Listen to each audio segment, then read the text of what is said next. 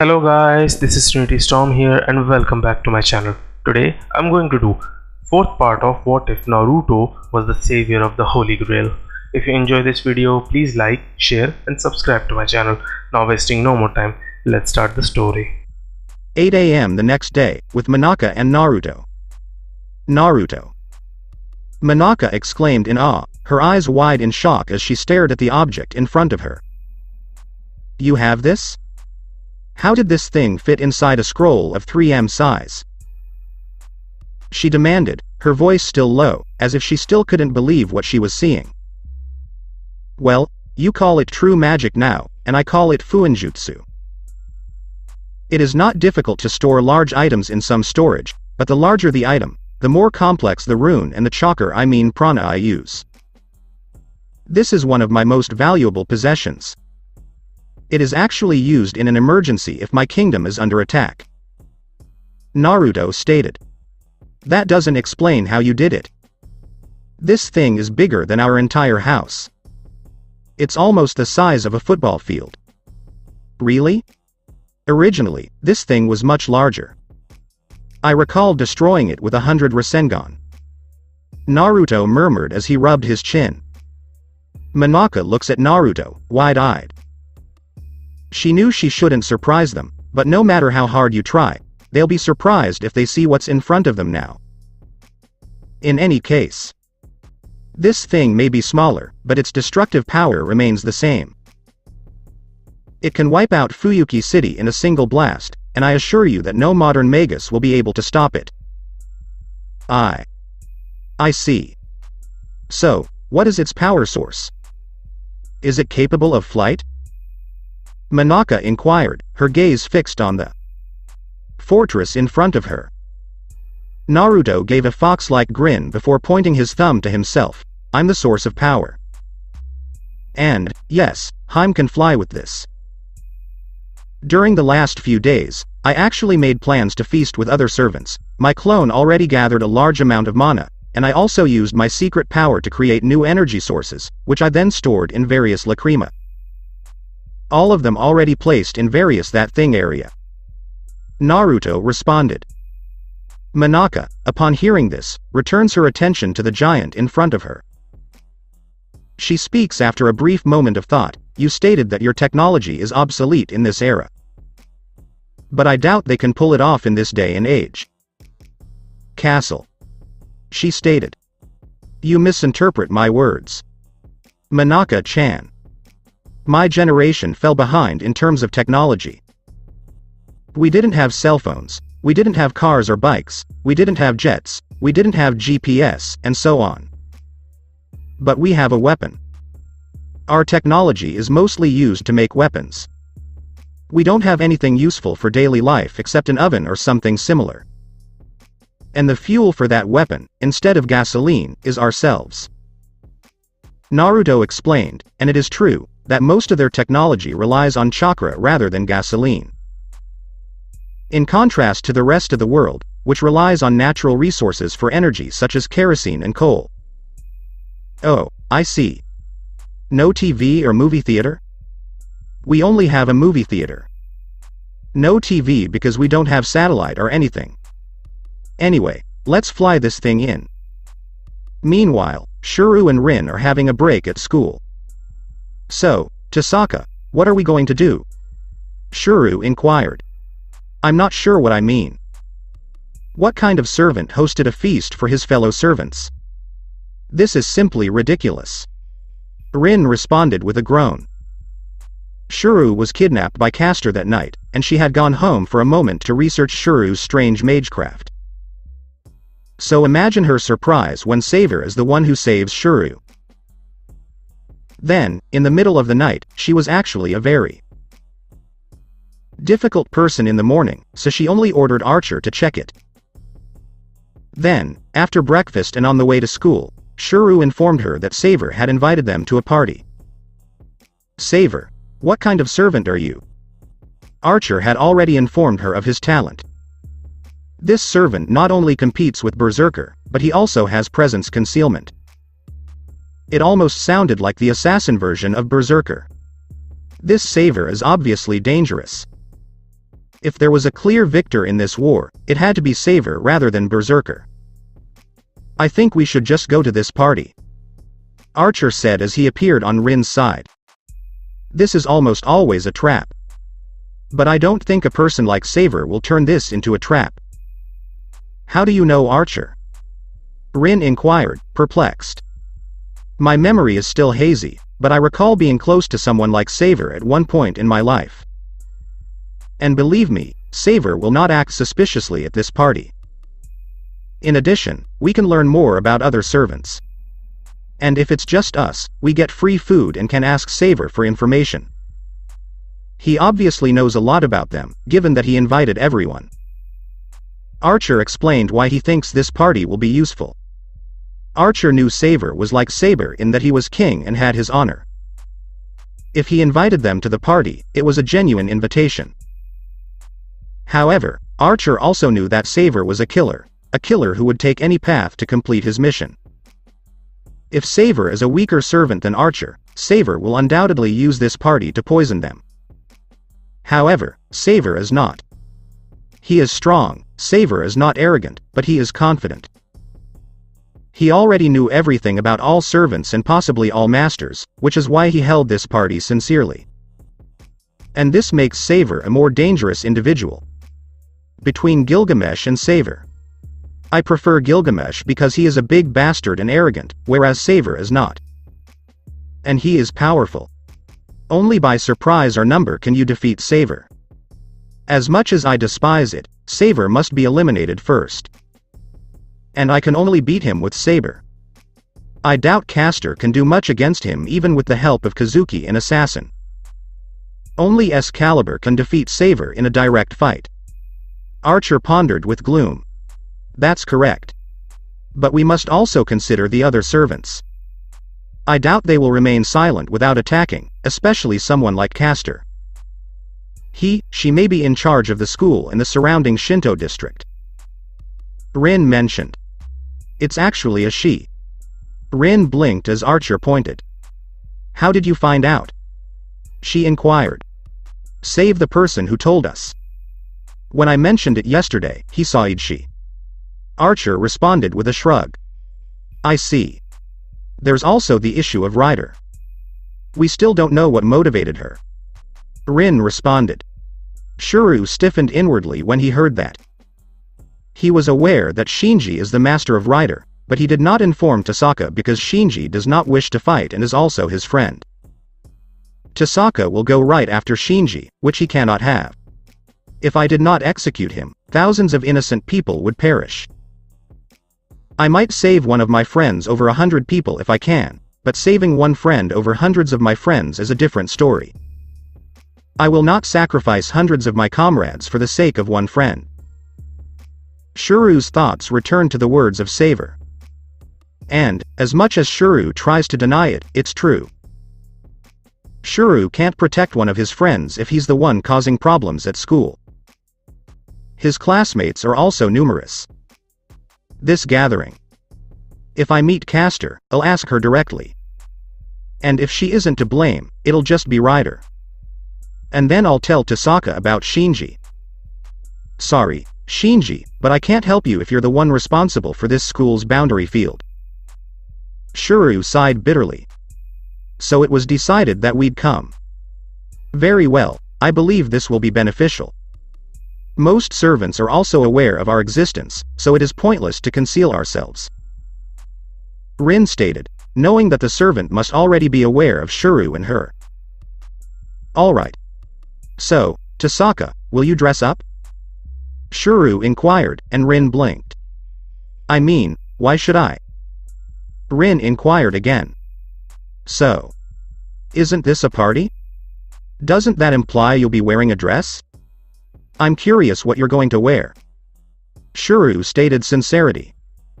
Shuru's statement caught Rin off guard, and her face flushed. Does Shuru want to see her in a dress? What exactly are you saying? There could be an attack inside. Why should I throw away my dress if it can be ruined? Shuru, who heard this, blinked.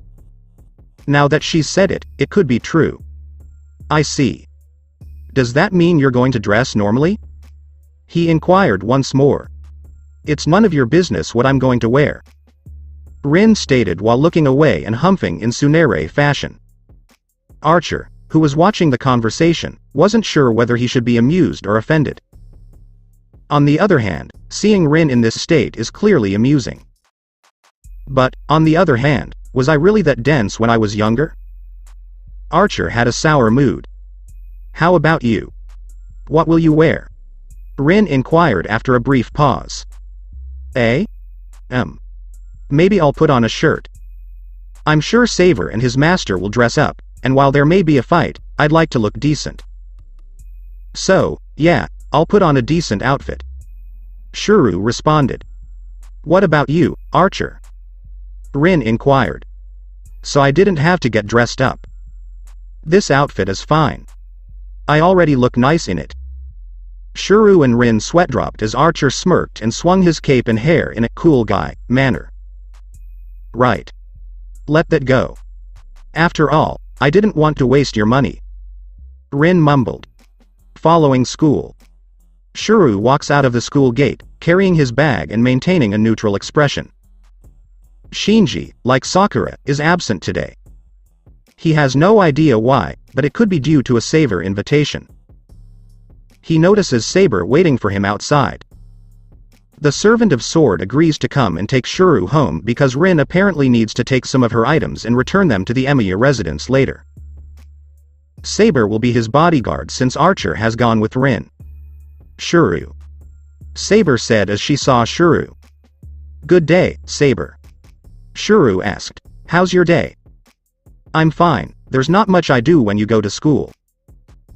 How about we talk about the party later with Rin? Saber replied. Well. We decide to come later because we don't have much to do tonight. We can also learn something by going there. Shuru responded, and Saber made a thoughtful expression. We can get information if more servants arrive. Or we can ask Saber directly because he is the one who hosts the party. I'm sure he'll give us some information, even if it's limited. Saber commented because she finds Saber fascinating and understands Saber's position. If she is the one hosting the party, she will provide information, even if it is limited, in order to respect her guests. Shuru felt a familiar pain in his left arm and his eyes widened. Saber on his side also stopped walking as she sensed another master approaching. Shuru. Saber warned as she changed into her armor. Era, will Oni-chan accompany you? Both of them turned to see Ilya appear through the other road, dressed in her purple gown and smiling as usual. Ilya. Shuru made a nervous call.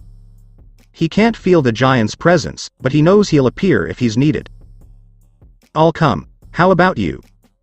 If Oni-chan comes, I will come. Ilya declared proudly as she approached Shuru, puffing her chest.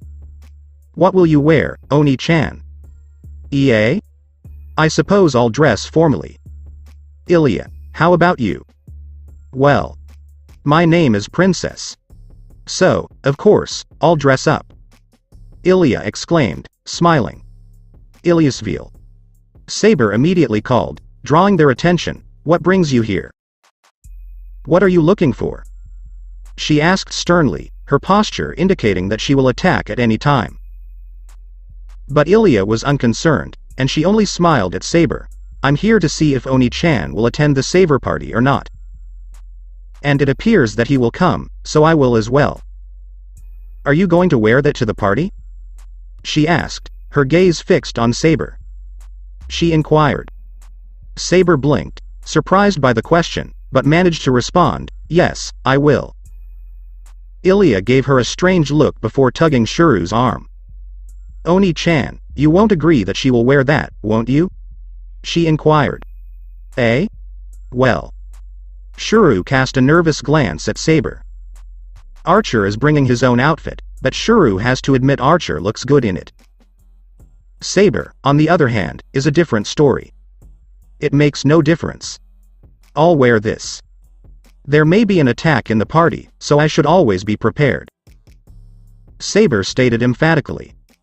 But Oni-chan will not be pleased. right? Ilya approached Shuru and gave him her puppy eyes. Shuru gulped, his gaze fixed on Ilya's. That's not right. Why would she do that to him? He looks at Saber and notices a glare on her face, so he looks back at Ilya and notices the eyes have grown larger. And there are tears in those eyes now. I'm going to be sorry. Saber is going to beat me up in practice, but I believe Saber will dress more properly. Shuru said, nervously smiling. What? Shuru. Saber sputtered in shock. Meanwhile, Ilya smiled before cheering, yay. See. Even Oni-chan concurs. We're going to have you change your clothes now, Saber. Ilya dashes over to Saber, ignoring the invisible sword, and grabs her hand and pulls her away. Wait. Ilyasville. Saber screamed as she was dragged by the little girl. Don't be concerned. I'm going to dress you very nicely. Come with us, Oni-chan. Ilya called as she smiled brightly at Shuru. Shuru. Take action. You're not going to agree with her. Saber yelled to her master, a flush on her face. Well. Sorry, Saber, but I agree with Ilya that you should come dressed up. Shuru responded haltingly. What? Shuru. Yay. Saber, let go. Wait. Shuru. Come along with us. Right. As a result, the friendship between those three was born on that day. In the meantime, at Ryudo Temple. Because no one knows you are Master, Tsuchiru-sama. Could you please relocate to a hotel for the day? Castor inquired politely. So you're planning on attending the Savor Party? Kazuki's response was monotone. I don't want to go because I can get information from here. But I didn't get anything out of Savor. This party will be useful for gathering information about him, and I will bring Assassin with me. Castor responded that while she can see anything in this town through her crystal ball, Savor is somehow untraceable. While that man is annoying, he is a fearsome opponent, and perhaps she can find his weakness. For Assassin, the samurai can actually leave the temple. However, he will be vulnerable and weak, and he will be unable to fight effectively because he will require prana. But Savor's familiar said that if he comes, Savor will solve that problem, which is why she brought her with him. It's also because she's afraid that Assassin will be outnumbered by other servants or struck by Berserker, and she can't afford to lose Assassin. No, not yet. If you say so, I'll stay at the hotel tonight. Kazuki stated with a nod. Thank you for your patience, Tsuchiru-sama. Castor responded quietly. Kazuki only nodded again in response before leaving to pack his belongings. Castor looked at the clock and saw that it was 5:35 p.m., which meant that the party was still 3 hours away. Perhaps I should dress up? Who knows, maybe Savor is weak against beautiful women, and if I play my cards right, I might be able to sneak attack him and stab him with Rule Breaker during our fight. Castor chuckled to himself. Castor will not fight. She will not attack or initiate a fight as long as she is a member of the party. She may be the Witch of Betrayal, but she is a princess first and foremost. She has her own style, even if she has crossed the line into betrayal, but Savor's hospitality is genuine, and it is her duty as princess to return it. She still has some pride, even if it is minor. At the very least, she will not attack or act offensively first. But that doesn't mean she won't try to find out. Ryder is present. Why? Why can't I just go and show myself? Shinji objected. Because of your incompetence, you will be killed if you go there. If Sakura is the one going, it will be different, but we can't have her known. Scoffed Zoken. He stated. Shinji groaned but nodded anyway. He was furious at Zoken, but he knew he couldn't fight him. If he did, he'd be killed. But he despises it when his grandfather brings up Sakura. He is Matu's true heir, damn it. Why should that scumbag get the credit? Isn't it enough that she stole his title and glory? He mumbled before stomping his feet and entering Sakura's room. That scumbag is going to pay. And Shinji. Leave Sakura alone tonight, stated Zoken. What? But. Do you dare to disagree with me? Zoken said with a growl. Shinji wisely kept quiet and only whimpering in response before running to his room. Zoken sneered openly as he watched Shinji leave. That boy is a failure as Magus, and even more so than that Emiya boy. If he comes, he will be killed immediately by Saver due to his incompetence and impatience in this feast. Zuken's pupils constricted at the thought of Saver. He is actually wary of the servant of the Savior. He was surprised to learn that there was an extra class summoned, so he decided to use his bug to learn more about him. But, to his surprise, he can't find anything about him, and his bugs are crushed before they can find any trace of Saver. This servant appears to be very wary, and he even knows if he is being watched by a simple bug. This servant is perilous. He is dealing with an expert. As a result, when Saver extends an invitation to Ryder, he immediately accepts and sends Ryder. Perhaps through Ryder, he can learn more about Saver, as well as other servants. And then there's Sakura. His bug, who can detect Sakura's emotions. And he is actually very pleased when she begins to be jealous of her real sister and servant Saber. This is a great opportunity. All he has to do is press the right button to unleash Sakura's true power. He knows when the shadow will be born. It had already manifested. He had no idea what had happened, but it had arrived sooner than he had anticipated. Yes, tonight, while all servants are occupied. Nobody is going to stop him. It's a good night to feed. Later, at 8:50 p.m., on the way to Fuyuki Bridge. Tell me once more why she came with us. Rin inquired, her gaze fixed on Ilya. The white-haired girl is dressed elegantly in a purple gown with high-quality accessories. She gave Rin a triumphant grin as she clung to Shuru's arm like iron to magnet. It's because Oni-chan wants to accompany me, Ilya exclaimed triumphantly. The man in the story can only laugh nervously. He was dressed in a dark red long-sleeved shirt, black long pants, and black shoes. He was actually surprised when he met Ilya this after school, and he was surprised as well. He enjoys Ilya's company because he thinks she's a cute girl.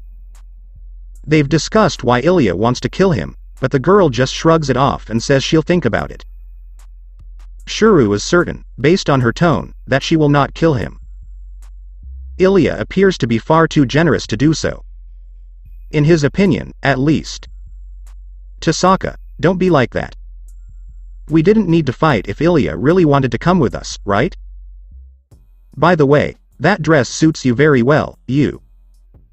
Shuru said to Rin. He lauded. The raven-haired girl blushed slightly at the compliment.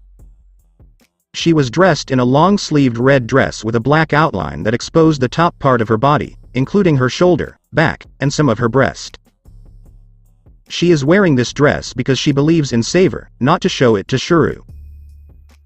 That's not what you should be saying.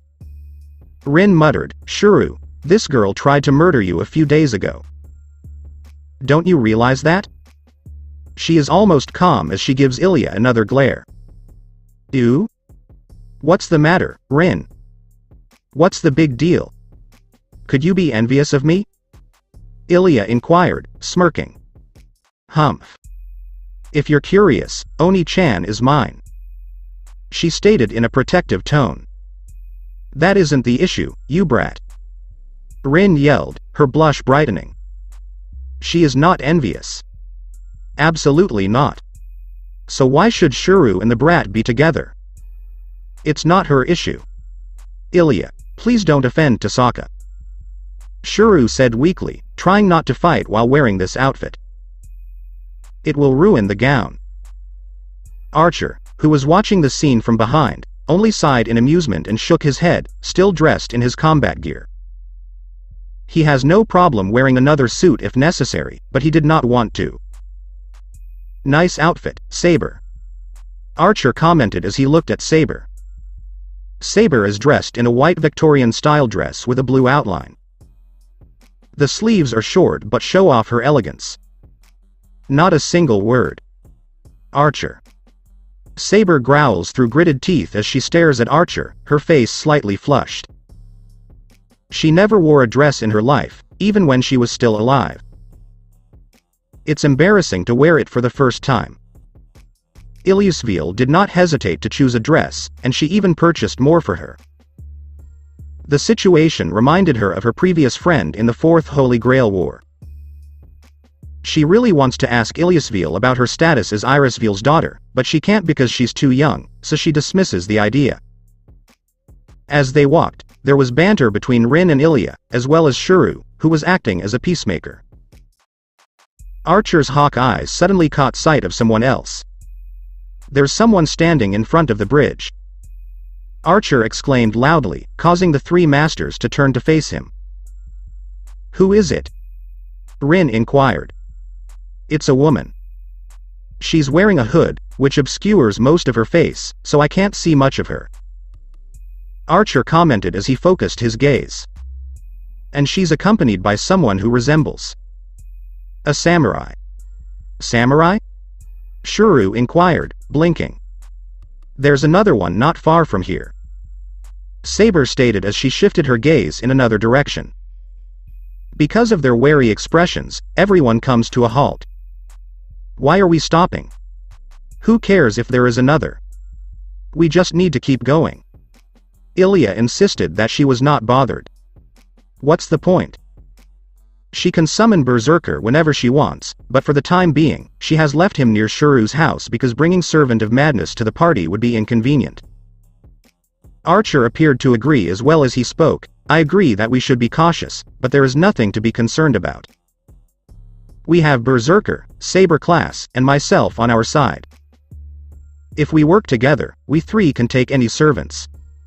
Archer nodded and pointed. Yeah, but Rin, your concern has been noted. I didn't say we should relax. We should be wary, but we should be confident in our forces.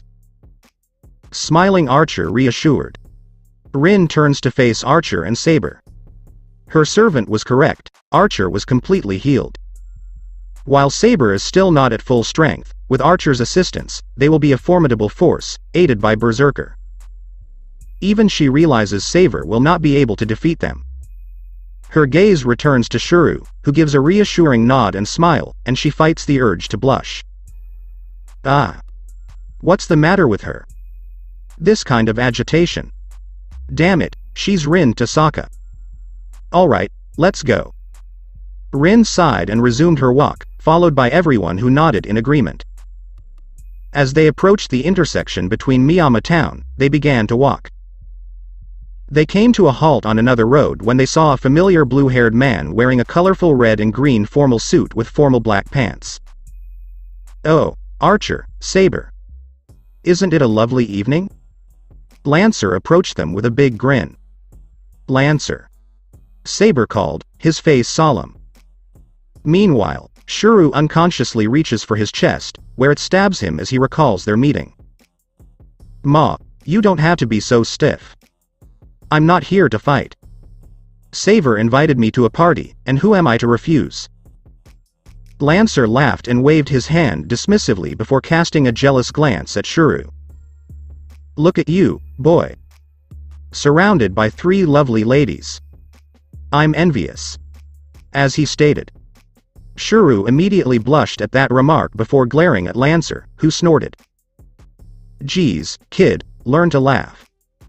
Lancer grinned at the youngster in front of him. I'm not going to kill you anyway. Shuru blinked in response. So, didn't you already try to murder me twice? What? Ilya screamed at Shuru's side. He attempted to murder Oni-chan? Twice?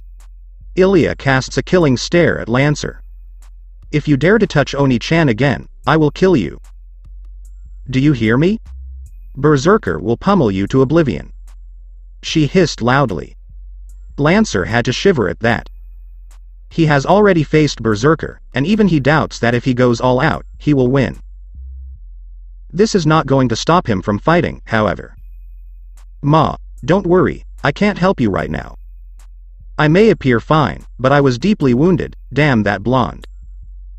He had a good hold on me. Lancer muttered. Blonde? You're going to fight Saber? Saber inquired, surprised. Yes, he smacked me pretty hard. It sliced through my lung and rib cage like butter. That was horrifying. Lancer shook his head. He let me live, though, because the duel was interrupted, but he won. He sighed as he remembered their fight the day before. HMPH. You will, without a doubt, lose. Saber can go toe-to-toe with Berserker. You have no chance against him. Ilya smirked at him. Lancer only grumbled in response, glaring at Ilya, but the white-haired girl only humfied triumphantly. Anyway, kid, can we go together? It's preferable to going alone. Lancer proposed. They nodded in acceptance, seeing no harm could come their way, but Saber made the gesture that she was watching him with her eye. They walk in silence once more as this team approaches the bridge, where they see caster, rider, and assassin. They're all dressed in their battle gear. The group tensed as they saw this. What if these three were waiting to strike them and use this as bait? It's assassin and rider, so the man in the hood is caster. Yo. Lancer greets them casually. Oh, so you've all arrived. I was thinking that it would only be us who would come. Assassin said this while greeting Lancer with a bow. Caster and rider remain silent and do not respond to Lancer. It's caster and rider. Rin reflected as she observed both women. Are you an assassin? She asked assassin, and to her surprise, assassin was a samurai. I'm servant assassin, and my name is Sasaki Kojuru. When the assassin introduced himself, everyone blinked. Do you reveal your identity so easily? Rin gaped even more at that. This Holy Grail war is out of the ordinary. Don't bother questioning him, lady. Believe me, it's more complicated, and don't we have a party to attend? Do not overthink it. Just unwind. Lancer burst out laughing. Rin wisely shut up after hearing that. She didn't want to learn anything new. She had already learned enough. It doesn't seem to bother Ilya or Shuru. Ilya was unconcerned about other servant, whereas Shuru appears to be if everyone gets along. Ah. It's nice to see that everyone has already arrived. Everyone's attention was drawn to another unfamiliar voice, and their eyes widened at the sight. It was a woman with pigtail blonde hair, blue eyes, and an orange kimono with a pink flower pattern. She also had whisker marks on her face. Saver? Lancer exclaimed in surprise. Saver blinked once before giggling and waving her hand. No way, no how. Despite the fact that I resemble Saver-sama, I am Naruto. She spoke softly. But you look exactly like Saver. You are the female version of him. Exactly. Lancer yelled in surprise, and dang. You're hot. Naruto blushed slightly before giggling at the compliment. Thank you very much, Lancer-sama. Many others agreed. Saver-sama will be happy to see all servants come, though not all masters come, but it's fine, she nodded. She said this while staring at all of the servants. The offer from Saver-san, on the other hand, is genuine. While this is war, I agree that we should share a drink. Assassin commented, and Naruto turned to face him. That's correct. We can make up for your lack of prana, Assassin-sama. Naruto reached into her kimono and pulled out a bottle filled with pill. Caster watches with interest as Naruto takes one from the bottle and hands it to Assassin. Eat it, and it will fill your prana for the next 24 hours. Everyone was surprised when they heard that. They had heard about prana being exchanged through sex or person to person, but this was the first time they heard about it being consumable. Caster, too, expresses surprise. Are you able to compress prana into something consumable? Castor inquired, surprised. Even in the age of gods, such occurrences are uncommon. No, not exactly. It is one of Saver treasures, Sama's as this modern era lacks the materials to make one. This is a common thing in his era, so he always brings it just in case. Naruto responded, and she was correct. Naruto is everything. Assassin takes the pill and pops it into his mouth before munching on it. He grimaced at the bitter taste, which was quite strong. However, as soon as he eats, he can feel prana surge throughout his entire body, even going out from his body, indicating it was very large, causing the wind around him to blow stronger. I'm aware of my energy. And it was more powerful. Assassin exclaimed in awe that his prana is now stronger than ever. It even outperformed his stay at Mount Enzo. That will last 24 hours. Naruto remarked before smiling, would you please gather in a circle now? We'll transport you. Naruto informed them. We? Saber inquired. They tensed as soon as she asked that 5 figures appear from the shadow of the bridge. They are dressed in armor protectors and strange animal masks. I didn't even notice them. They are all capable of concealing their presence. What exactly are they? How could they have it? All servants who present shocked thought. Anbu-san, we're ready to go. Naruto stated. The Anbu warriors only nodded as they approached the group, which had gathered near Naruto, who stood in the center of them. We'll remind you that there will be no fighting as soon as you arrive. All of them are forbidden, and even if you provoke them, you must restrain yourself. If the provoker crosses her boundaries, Kate-sama, Lord Emperor, will intervene. Any fight that occurs will result in death, and not just you. Your master and his family will be murdered right in front of your eyes. Shuru was horrified as Anbu spoke in monotone, making everyone tense and disturbed. What? That is not possible. Shuru screamed. Boy, Saver offers Sama's as genuine, and he is genuinely interested in this party. If you defile his rule, it means you spit in his offer, in front of the king who has shown you kindness. Anbu spoke in a cold tone before turning to face the servants. We will know if your master uses command spell to make you attack us, so don't worry about it. If you want, we will kill your master and leave you alive to perform a contract with another master. However, if you and your master work together, you and your master will kill the latter's family or close friends like a dog before we end your life. He threatened in a dangerous manner, making everyone nervous. Does that pose a threat? Archer inquired in the same cold tone. That is Archer promise. Sans, if you and your master do not intend to violate Kate rule, Sama's, you do not need to be concerned. Except for Lancer-san, we all know the masters of this servant, but we can make him talk even if he is bound by command spell. Anbu responded in monotone. And what gives you the impression that a familiar like you can attack us? Castor scowled. Suddenly, a blast of killing intent filled the entire bridge as the 5 Anbu revealed their chakra. The masters gasped for air, feeling the same as when they faced Berserker, while the servants' muscles twitched reflexively. This isn't your average familiar. It's more like servants. But, how? How did Saber get these people? And how many does he have? Saber was taken aback. Every servant has a similar thought as they look around at the 5 Anbu that surround them.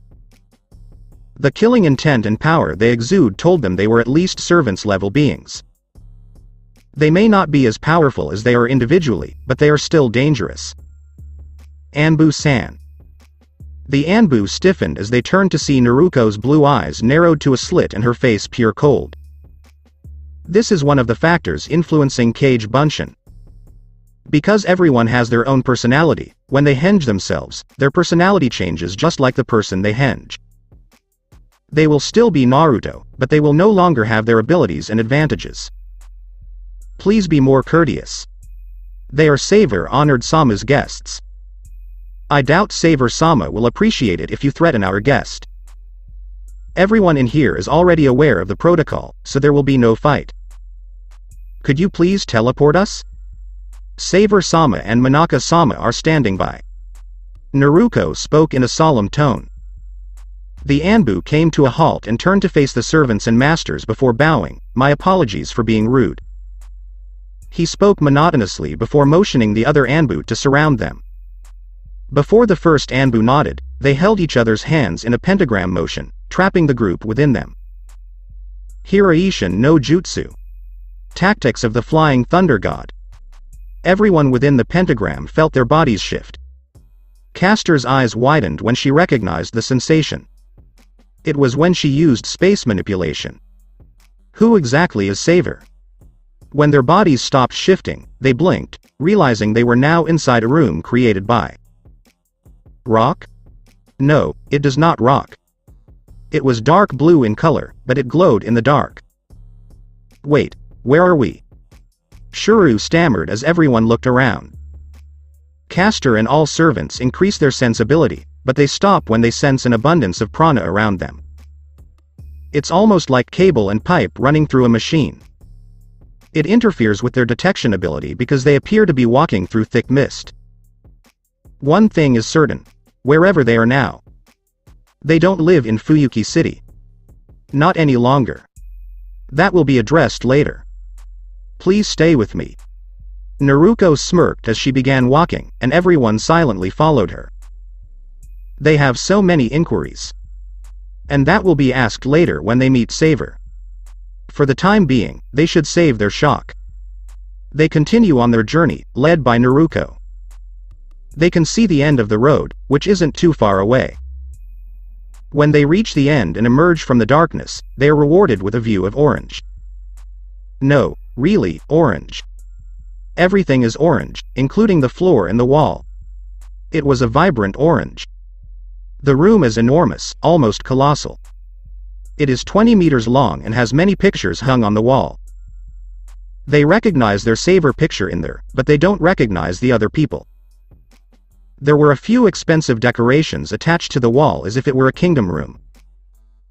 The floor and walls shine as if they have their own light. They are so pure, almost like crystal, and this entire room is clearly very expensive. And there are 4 doors on all sides of the room, including the one they just passed. Wow. Rin muttered in admiration. This. Shuru looked around, stunned. While the color was unusual, he couldn't deny how amazing it was. Awesome. Ilya exclaimed enthusiastically. All servants who witnessed this were taken aback, but not too much. Except for Archer and Assassin, they have no history with the kingdom. Lancer is the best warrior and champion in his kingdom, Princess Castor and Ryder, and King Arthur Saber. And Saber must admit that, despite its unusual color, this room clearly exudes a noble aura. To meet in this location. Who are you, Saver? Saber pondered this with interest. Damn. What a find. I've never seen anything like this outside of Gilgamesh. What on earth is he? Another Gilgamesh adaptation? I won't be surprised if he sees his entire collection. Now I'm sorry I didn't check the kunai he gave to that boy. Archer muttered an internal groan. He didn't trace the kunai or look into its history because it wasn't even a noble phantasm, so he didn't.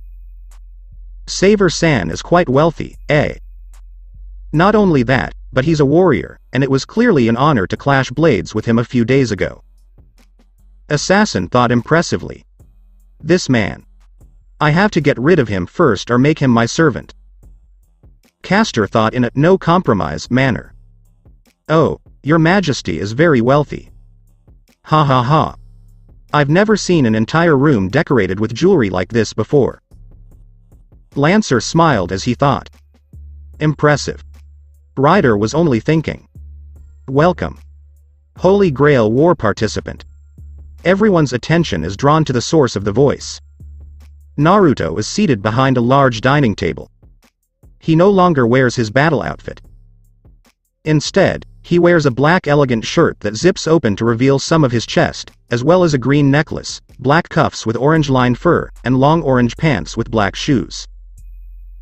His face or head is no longer covered by his hat, revealing his handsome face with bright blonde hair and blue eyes, as well as whisker marks, which covers the majority of his body. Saber. Saber gasped in surprise. Now that she has a better look at Saber, she can't deny that he is a handsome man. The outfit he wears also demonstrates his charisma as emperor. Monaka is on the Saber side. She wears a dark blue western dress with a shirt that covers most of her leg like an elegant lady, and she also wears high heels that match the color of her dress. Come. We may be enemies, but for the time being, we are friends.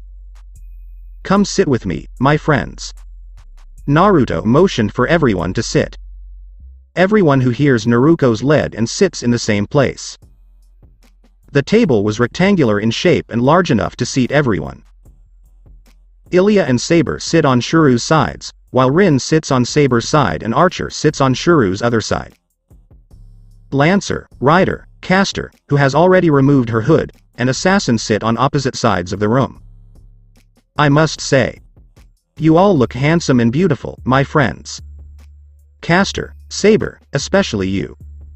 Naruto congratulated. Many thanks, Saber. Saber nodded in response.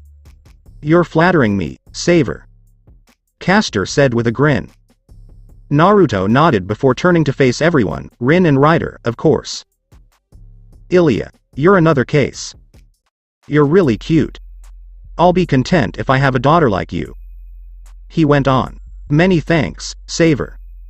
Rin stated with a slight nervous tone. Thank you very much, Your Majesty. Rider stated monotonously. Thank you, Saber. You're also quite attractive. Ilya returned the compliment with a slight blush, and Naruto smiled softly. Everyone in the room is extremely nervous. Unlike when they first met Saber, his aura is relaxed and playful. But now things are different. He exudes the regal and domineering aura of a king. Even if Saber greets them normally, the atmosphere is different. Saber-sama, I suggest you tell them where they are first, said Naruto, seeing how nervous or awkward they were. Naruto proposed, and Naruto blinked. You didn't inform them? I told you you should explain where they're going first. Naruto only smirked as he said this. Era? Really? Forgive me, Boss-sama, for forgetting such an order. Naruto's innocent remark caused Naruto's right eye to twitch. Your personality changes are starting to frighten me. He mumbled. My goal is to please Kate-sama. Naruto laughed.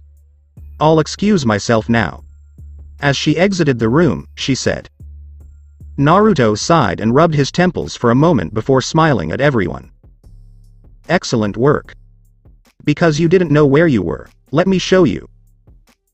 Naruto then turns to Monaka, who pulls out a device ball, a modern item that Naruto purchased. She hands it to Naruto, who places it on the table before pressing the button. The ball glows slightly before shooting into the sky and revealing a massive fortress floating in the middle of the sky. Greetings, Anchor Vanshin. Naruto stated proudly. Google Anchor Vanshin, but change the human face to a spiral like the Uzushiogakure symbol asterisk. Everyone who saw the massive fortress couldn't help but stare. Even Caster and Saber were taken aback when they saw the fortress's design and image. They've never seen anything like it in their lives. Even in their own time, such a thing is uncommon. Even if there is one, they clearly never see it on their own. You mean? We're inside that thing right now? Shuru asked, surprised, as he pointed his shaking finger at the hologram. Yes. This is Vanshin, Anchor. My aircraft carrier. One of my kingdom's most valuable treasures. Naruto stated proudly. Flying forests? Rin made a loud squeak. Yes. We are currently discussing. Naruto paused, his face flushed with confusion, before turning to face Monaka. How high is 2 km if I convert it to feet again? He muttered. 7,218 feet. Manaka responded with a laugh. Yes. Naruto smiles as he says, right now, we're about 7,218 feet from Fuyuki's central building. Naruto informed them. 7,218 feet? Rin and Shuru both yelled in surprise at the same time. 7,218 feet. Naruto nodded again. Everyone in this room, especially in the modern world, has their jaws open and gaping like fish, while all servants have impressive expressions because they can't imagine such a thing flying this high. The question box is now open. Naruto offered, but when everyone was about to ask, he quickly raised his hands, please, one at a time. You all have 2 questions, beginning with the lady, Saber, of course. No offense to anyone, but the rumored strongest class. He said this with a slight grin. How do you get this thing to fly? Saber inquired. Using pure prana. I gather a large amount of prana that I store in some jewel since I summoned it, then transfer it to jewel, and I also boost it with my own special mana. Naruto responded. Right now, one of his clones is in Kyuubi mode, giving chakra to the entire fortress. It can make it fly, but it can only launch one shot before the fortress can no longer fly. Of course, it would be different if it was the original, but Naruto won't have that. After all, he didn't want to abuse this ship. How large is this fortress? Saber resumed after a brief pause. It's about 60 meters wide and 40 meters tall. It was originally larger, but after I destroyed it, I rebuilt it. It's getting smaller. Naruto responded, recalling how he bombarded this location with hundreds of Rasengan. You annihilate it? Can I ask about the history of the fortress as an extra question? Saber inquired, and Naruto pondered the question. You certainly may. I'll allow it because everyone is curious. You see, this fortress is a weapon. Naruto stated. Weapon? Archer inquired, and Naruto nodded. It has the power to erase the entire Fuyuki city from the map. Naruto responded grimly, much to everyone's surprise. This thing was actually possessed by my adversary, and I recall the possessor aiming it at my hometown. But I managed to destroy the energy core and defeat him before he could do so, so I decided to destroy this place. Remember how I hit Berserker with my technique? Imagine launching 20 of those attacks at the same time on this temple. Naruto responded casually. 20 times? Saber was taken aback. She witnessed Saber's power attack at the time, and 20 times stronger will be very powerful. Who exactly is he? Yes, 20 times. That was risky, and I didn't beat him alone. I had a friend by my side at the time. Naruto said with a nostalgic tone, in any case, this isn't as large as it should be. Not any longer. When I destroy it, I gather the remnants and rebuild it after becoming the leader of my nation. Has it satisfied your curiosity for the time being? He replied. He inquired. Although I have many questions, I am quite satisfied. Saber nodded in acceptance. Alright, before we move on to the next person, may I ask you a question? Naruto inquired. Sure, you can. Saber responded with a nod. She is a guest, and Naruto has been fair to her thus far, so it will be fine if she is fair as well. What are your thoughts on my fortress, Your Majesty? Naruto inquired with a smile, and Saber blinked once, twice, before her lips twitched upward, while everyone in the room blinked in response. Your fortress is truly amazing, in my opinion. I've never seen anything like this in my life. Even in this day and age, your fortress is incredible. She then motioned to the ground. Isn't it true that they're all made of pure gem? I'm not sure who you are, Saber Dono, but you must be quite emperor to be able to create this technology. She explained. Naruto notices a slight grin. There was no cockiness or arrogance, only a genuine proud grin, and while what he asked could be interpreted as arrogant, he did so with genuine curiosity and sincerity. Saber, I like your grin. Thank you very much. Let us move on to the next person, Caster. Naruto made a motion. Caster gives Naruto a slight bow before speaking. This weapon, can it be fired and is it in full power? You didn't need to ask that question, Caster. Naruto laughed. I will respond completely. Yes, to answer your question. But only I have the ability to fire it. The power is also the same, so wiping out the entire city isn't impossible. I can do that if I want to, and I can do it right now. Naruto's response simply caused every master's eyes to widen, while the servants appeared wary. If Saber can fire this fortress and its destruction power is stated, he can win the Grail whenever he wants by launching this thing off. I see. No offense, but after seeing all of your devices and weapons, I have no doubt you have an item that can defeat us all, right? So why don't you use it? Caster inquired further. Where is the enjoyment in that? Naruto responded with a grin, and Lancer smiled a little more this time. I admit that I am an emperor. I may have a few items that can negate all of your attacks, but I'm a warrior first and an emperor second. During my time, I have already lived in peace for far too long, and I have no regrets about how I died or how my kingdom was divided. This Holy Grail Battle Royal is one of the most enjoyable games I've ever played. If I use all of my strength, none of you will be able to stand. He said it casually. Are you saying this Holy Grail game is only for you? Saber inquired, his eyes narrowed. Yes, this Grail Battle Royal is merely a game and a source of entertainment for me. I did have one mission, but it was only for me to know. Naruto agreed with a nod. Everyone who heard that looked at Saber with unreadable expressions, clearly conflicted now that they saw someone like Saber. There is no longer any doubt that Saber is the greatest servant. There might be Berserker, but Saber will have something to fight against him. This man reminds me too much of Gilgamesh. Archer pondered solemnly, perhaps he is another version of Gilgamesh. People are dying and fighting inside. And this is just for you? Shuru inquired, disapprovingly. If you don't like me, blame Tasaka, Makiri, and Ainsburn for the creation of Grail Shuru-kun. Naruto's calm retort made Rin and Ilya stiffen. Those three men who created the Holy Grail. I am only one of the summoned beings, Shuru-kun, and I am only kind to my people and friends. I will not assist strangers unless there is a compelling reason to do so. People will die sooner or later. The question is how they will die. Do you want to die like a scumbag or die with dignity? Death will sometimes save you rather than let you live. He stated sternly and solemnly. If Shuru asks Naruto, who has just finished fighting in the Fourth Shinobi War, the blonde will undoubtedly deny it. The current Naruto, on the other hand, is Emperor of Elemental Nations. During his conquest, he witnessed many betrayals and even fought his enemies for his kingdom in order to bring peace to his world.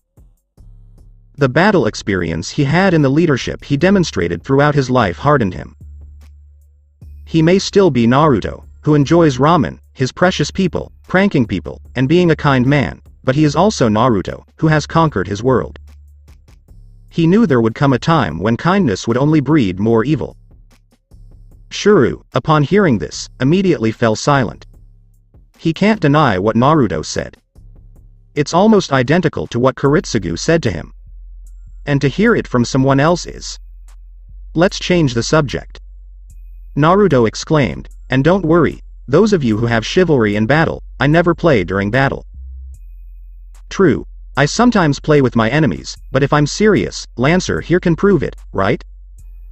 He inquired of Lancer. Yes, for those of you who prefer to fight with honor. Your Majesty here is capable of doing so.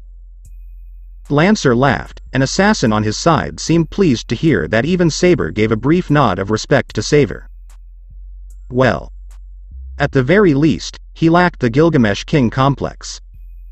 No, he does, but not to the extent that Gilgamesh did. But, as a result, fighting him in battle will be more difficult. Archer sighed inwardly, but he was relieved that this enemy was not a jerk. On the other hand, this individual is clearly dangerous. This man has a shattered personality. I'm not sure I can beat him right now. He can wipe us out if he so desires. I believe I will require the assistance of all servants to bring him down. Castor considered a gloomy and unknown raven-haired man. Magus has the same opinion. So, next. Rider? So, how about you? Naruto provided. Rider locks his gaze on Saver. She knew Saver was now very strong. Very strong. Perhaps the most powerful servant. She had no doubt that every servant in here thought the same way. Following this, there is a chance that all servants will band together to bring Saver down. She, unlike Saver, does not wish for the Holy Grail. I have no questions, but... Can I request a private conversation with you later, Your Majesty? Rider paused. Rider stated politely. She was aware of the protocol for being in the presence of King. She was a princess before she became Gorgon, and Saver clearly has the aura of a king. If that's all you want, I'll grant it, after we eat, of course. Naruto agreed with a nod. We now proceed to... How about starting with Ilya? Do you have a problem with Rin? He inquired. No, I'm not. I'll wait. Rin responded with a calm expression. All right. Let's hear your question, Ilya. Naruto motioned to Ilya. Ilya appears nervous as everyone's attention is drawn to her, but she gradually begins to speak. You stated that before Emperor, you were a warrior. Does this imply that you were not born into royalty? She inquired. Naruto blinked at that before laughing slowly. That's an intriguing question. You could say I'm royalty by birth, but no one knows or acknowledges me. I didn't know until I was an adult because my parents died when I was born. Naruto responded. I'm sorry. Please don't be. I've already moved on from that. What is your final question? Ilya began to think. She, like everyone else in here, has a lot of questions but doesn't know where to start. She was no longer interested in Saver's abilities. Instead, she was curious about who he was. But asking for her name is obviously stupid, and Saver refuses to tell her. Could you tell me a little bit about your life? That piqued my interest. Because it was obviously personal, Ilya asked in a rather weak tone. Naruto, upon hearing this, blinked once more. It appears that Ainsburn is curious about his identity. However, he can only provide limited information. My childhood. You can say it stinks. He stated unequivocally, the moment I was born, my parents were killed by demons for protecting me. Demon? Rider expressed interest as everyone perked up at Saver's remark. A massive demon the size of a mountain. A single flick of its tail can cause an earthquake and a tsunami, and a single roar can blow up a portion of Fuyuku City like a toy. Naruto said grimly, and everyone's eyes widened in surprise. What kind of demon are you? Rider murmured under her eye mask, her eyes wide. Even she isn't that powerful. Although her Gorgon form is dangerous, she cannot cause a tsunami or earthquake with a single flick of her power. Hatred's incarnation. Naruto responded solemnly, before that demon sealed, it cursed me. Everyone in my village despises me because of the curse, and they blame me for the destruction caused by the demon. I don't think I needed to explain how my childhood went after that. He finished with his eyes closed. That made everyone's skin crawl. It was obvious that Saver's childhood would be like hell after that. They couldn't imagine the horrors Saver had witnessed in his life. None of them can figure out who Saver is after witnessing his childhood. He deserves respect, even if only for a moment. They will discover his identity later, but for the time being, everyone agrees not to question his personal life. He likes me. Everyone blames him. Castor looks to Saver for the first time with sympathy in her eyes. Everyone accuses her of being a witch, despite the fact that she is not. If we meet in a different place, we could actually be friends. She reflected sadly. All right. Let's get away from this depressing subject. Rin Tosaka is the final girl. What is your query? Naruto inquired, smiling. Rin maintains her calm while staring at Naruto. Archer on her side casts a worried glance at her master, knowing Rin will do the same. "Who the fucking are you?" Rin screamed, pointing her finger at Naruto. "She'll blow up." "I'm not surprised in any way." With a sigh, Archer reflected. Meanwhile, Naruto only blinked once before tilting his head and saying, "I'm Servant Saver." He responded flatly. "That's not what I'm saying." Rin yelled once more. "Come on, people. First and foremost, you are an extra servant in this war." "That's fine with me, but seeing you now, I can't accept it. You are a shattered character. I mean, you can compete with Berserker. Then you have everything. I've never heard a hero quite like you. And your childhood as well. I admit I sympathize with you, but still. Such history should be documented, and the demon you mention is without a doubt more powerful than any phantasmal beast or dragon. And your dress and speaking style are unmistakably Asian, but there is no story about you so far. Your legend should be well known, but there is nothing remotely similar to your story." She paused to catch her breath. "Who exactly are you?" She finished when she calmed down. Everyone in the room has a similar mindset. Savers this far demonstrate any ability they have never seen or heard of. His skill and strength even outperform Berserker Heracles. A truly great Greek hero. Nonetheless, Saver, the unknown servant, holds his ground against him fairly well. Not to mention the items he displayed, such as the pill in this fortress. He demonstrates abilities that indicate he can be a caster, rider, saber, archer, or assassin. They won't be surprised if Saver can also become a lancer or berserker. What Rin said is actually something similar in their minds. The difference is that they manage to take it fairly well, whereas Rin appears not to. He is an outlier. A maelstrom, as his name suggests. Who knows what will happen? It's unpredictable and mysterious. Naruto only stares at Rin with a calm face, his eyes stoic, and there is no sign that he is in the mood to joke. In a soft tone, he asks Rin slowly and calmly. "Are you finished?" Rin blinked a few times before blushing. Seeing just rant and explode like that, she took a moment to calm down. "Yeah. Sorry for the explosion. It's all right, I understand. Even though we aren't enemies tonight, we will be tomorrow, so don't be surprised if you come with a plan to learn more about me. This has happened to all of you." Naruto cast a glance around. "Except for Lancer and Assassin, I know none of you come to this feast sincerely. You're all wary of me, and I'm wary of you all, because even though I'm strong, I'm not arrogant enough to strike you without a plan," he remarked before taking a breath. "As for Rin, you can say I'm from a fairy tale," he responded. "A fairy tale?" Shuru inquired, blinking. "I won't say anything else because it's the same as giving my name. I'm going to tell you my name if you all tell me yours." After all, it was proper protocol. "Sasaki-san, I'd like to tell you, but not with your master hearing it." Naruto informed Assassin.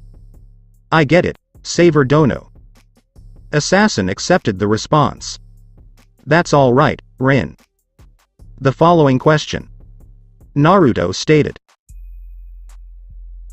At the very least, what kind of weapon is your noble phantasm? Rin inquired. Naruto, upon hearing this, blinked once more. He appears to have done this a lot in the last few minutes before bursting out laughing. The laugh was genuine, not mocking or insulting.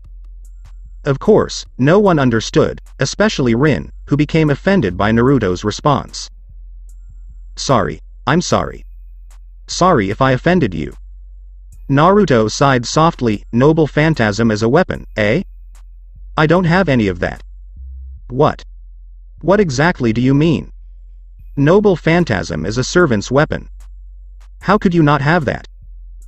Rin inquired, perplexed, as everyone else looked at Naruto with the same expression. I am my noble phantasm. Naruto responded. Huh? Rin blinked in response to the statement. My noble phantasm is not a weapon. It is me, my body, mind, technique, and knowledge. My main weapon is my body. When I fight you, I always use a weapon, right? My real weapon, however, is my body. So it's similar to enchantment body?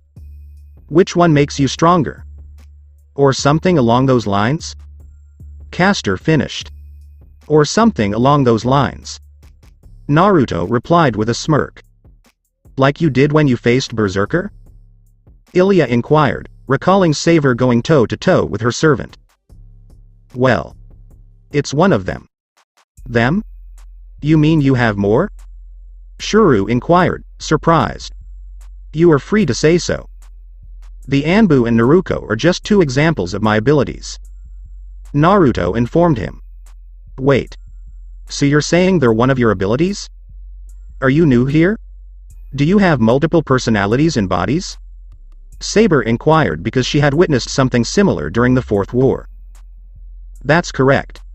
Saber, Naruto, and the Anbu are examples of this. They have my abilities as well, albeit not as powerful as mine, but still dangerous in their own right. Well, now that all girls are out of the question, we'll enter the boy. Naruto replied with a smirk. He looks at everything. Man in the room was about to speak when he noticed Ilya seemed a little down and blinked. Why did she seem to lose stamina? How can he possibly forget? Can we carry on our conversation while we eat? I'm sure our masters are already hungry because it's past dinner time. He made the suggestion, and Ilya perked up. Well. Archer began before noticing the gleam of hunger in the eyes of all masters. While the servants, except Saber, who really wants to eat, did not have to eat, the master is a different story, and servants can eat if they want. So the monks nod, and Naruto smiles back before clapping his hand, and suddenly, a group of maids appear from another door, pushing trolleys. What do you want to drink now? I apologize for not having wine, but I do have the finest sake. There is also tea or milk tea available if desired. Naruto spoke in a sheepish tone. I'll have milk tea. Shuru stated. I'm tea, Rin explained. I'm drinking tea as well. Ilya stated. Well, I think masters can drink tea while we have sake, don't you? Lancer inquired, smiling. I agree with you. Assassin was added with a nod. Isn't sake similar to wine?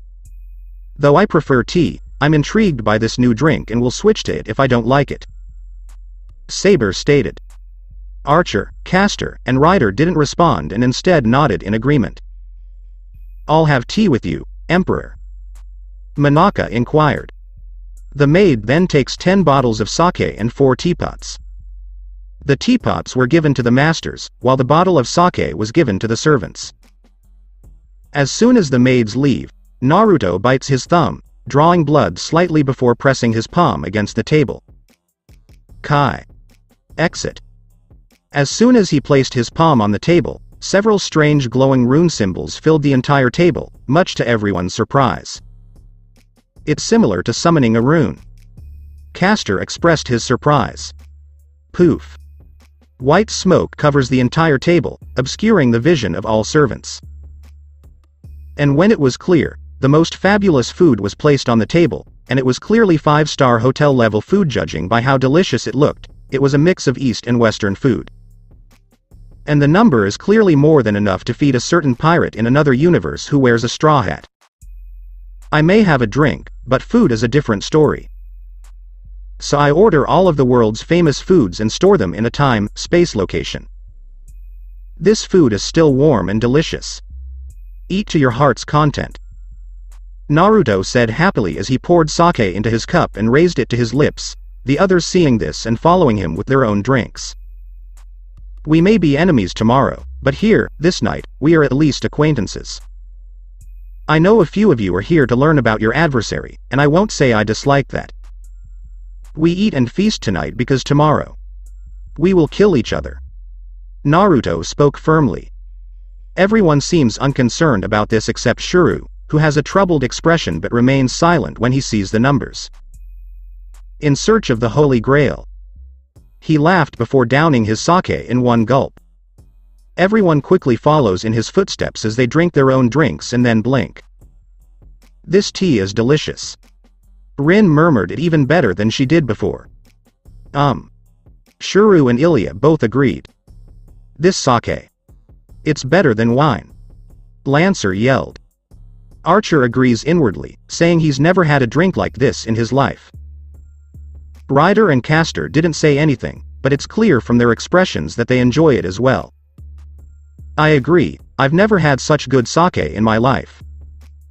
It's really good, and you have some good drinks in here, Saver Dono. Assassin complimented Saver while nodding politely. He is the king in this place, and it is his duty as a samurai to respect him.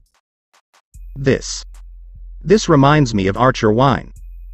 But it had better be. Well, I won't say it any better because wine and sake are different, but the level is the same. Saber reflected as she observed the drink. Thank you, Sasaki. I'm glad this is satisfactory to you all. Naruto stated truthfully. Let's eat the food now. Lancer, who was about to pick the food, blinked as one of the maids placed some food on his plate. He tilted his head to see what it was before sweat-dropping. Air. Saver, what exactly is this? Lancer inquired, pointing to his plate. Ah? That is the life curry. Please eat it because I made it especially for you. Lancer receives a genuine smile from Naruto. Everyone who was about to eat paused when they saw Lancer's plate. They used to cringe at the sight of it. It was a pure red abomination in the form of curry. They're all red. The meat, the vegetables, the rice. Is that a boil coming out of it? I was going to make spicy food, but what the hell is that? Archer and Shuru were both thinking at the same time. What's with that glowing red color? I've never seen curry so red. Rin cringed at the thought. Would you like me to eat this? Lancer asked. His jaw dropped, and Naruto nodded, still smiling. Please, Lancer, I beg you. Naruto smiled broadly. Everyone is staring at Lancer with anticipation, and they have temporarily forgotten about the food in front of them. Lancer usually responds by yelling and telling Naruto to piss off. But, after witnessing the blonde just save his life and grant him good battle and honor the day before. If I die, know that I will come back to haunt you, I throne of heroes. Lancer stated solemnly before taking a spoon and eating the food. When Lancer's face turned purple, everyone cringed. No, it was a purple that was glowing. His eyes had swollen to the point where they were only white, and he had made a few attempts to speak in a comical choking motion before. Flame. Lancer like dragon spews magnificent flame from his mouth to above him, then falls from his chair and faints. Oh, he seems to enjoy it a lot. Naruto smiled before turning to ask, anyone else want to try it? Hell no. Everyone laughed at him. They are not going to eat that abomination. Saber, who loves to eat, thinks twice before eating it. Naruto, who seeing the response merely put disappointed face as if they just missed something very precious. A pity. Naruto lamented, that actually good despite its spicy taste. He said. Then why don't you try to eat it? Everyone thought dully, but they only silent since it will not proper seeing they now in his fortress. Naruto turn and see Lancer still fainted, he have smoke come out from his mouth and nose with comical posture before hummed. Perhaps another scoop will wake him up. Naruto gestured to one maid and the maid immediately take one spoon and feed it to Lancer mouth. Everyone who seeing Lancer gulp the food cringed when they see Lancer eyes back to live, however it appear as if he choked. He move his hands to his throat, they can see he attempt to spew it out but seems suffer so much and can't do anything. The maid seeing this gives slight punch to Lancer's stomach and FLLLAAAAMMMMEEEE. Lancer wake up while spewing another magnificent flame. Are you okay, Lancer-sama? The maid asked. Lancer, who awake, glared to the maid with so much hatred. You. What the hell are you doing? He yelled while waving his hand in frantic manner. Are you intent to kill me? Ah, he wake up. Naruto said with relieved tone, of course I do intend to kill you, Lancer, we are in battle royal. He answered. That's not what I mean. Lancer shrieked. You didn't try to kill me this night, aren't you? Of course I'm not. Naruto replied, I'm civil to all of you tonight. Lancer opened his mouth to retort but slowly closed it.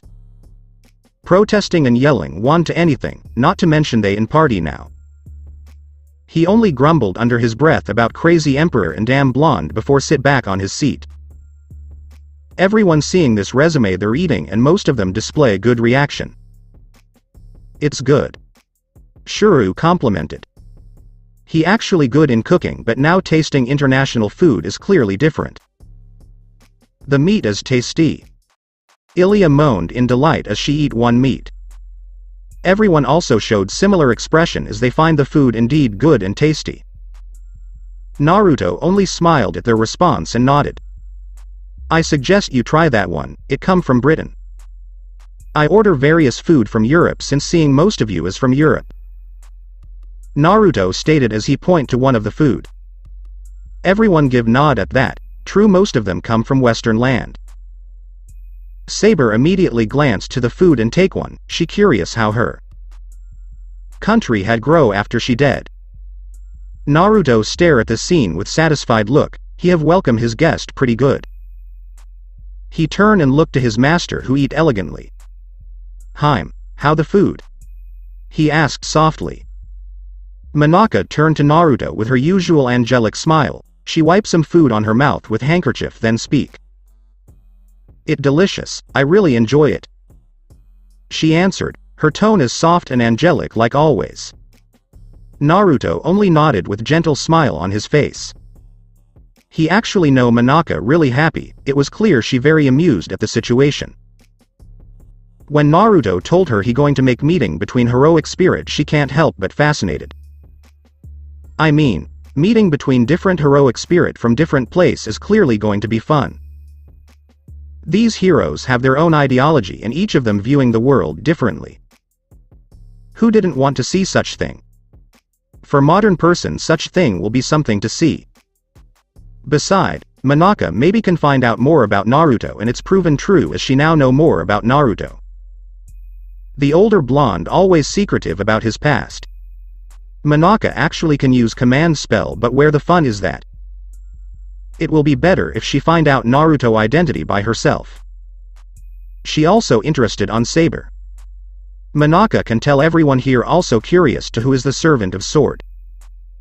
Naruto noted she are king but a king who is woman. That was quite surprising. Monaka noted that Saber actually is from Western land, the question is which king is like that? Could it be? Monaka began to ponder as she stared at Saber who oblivious and keep eating.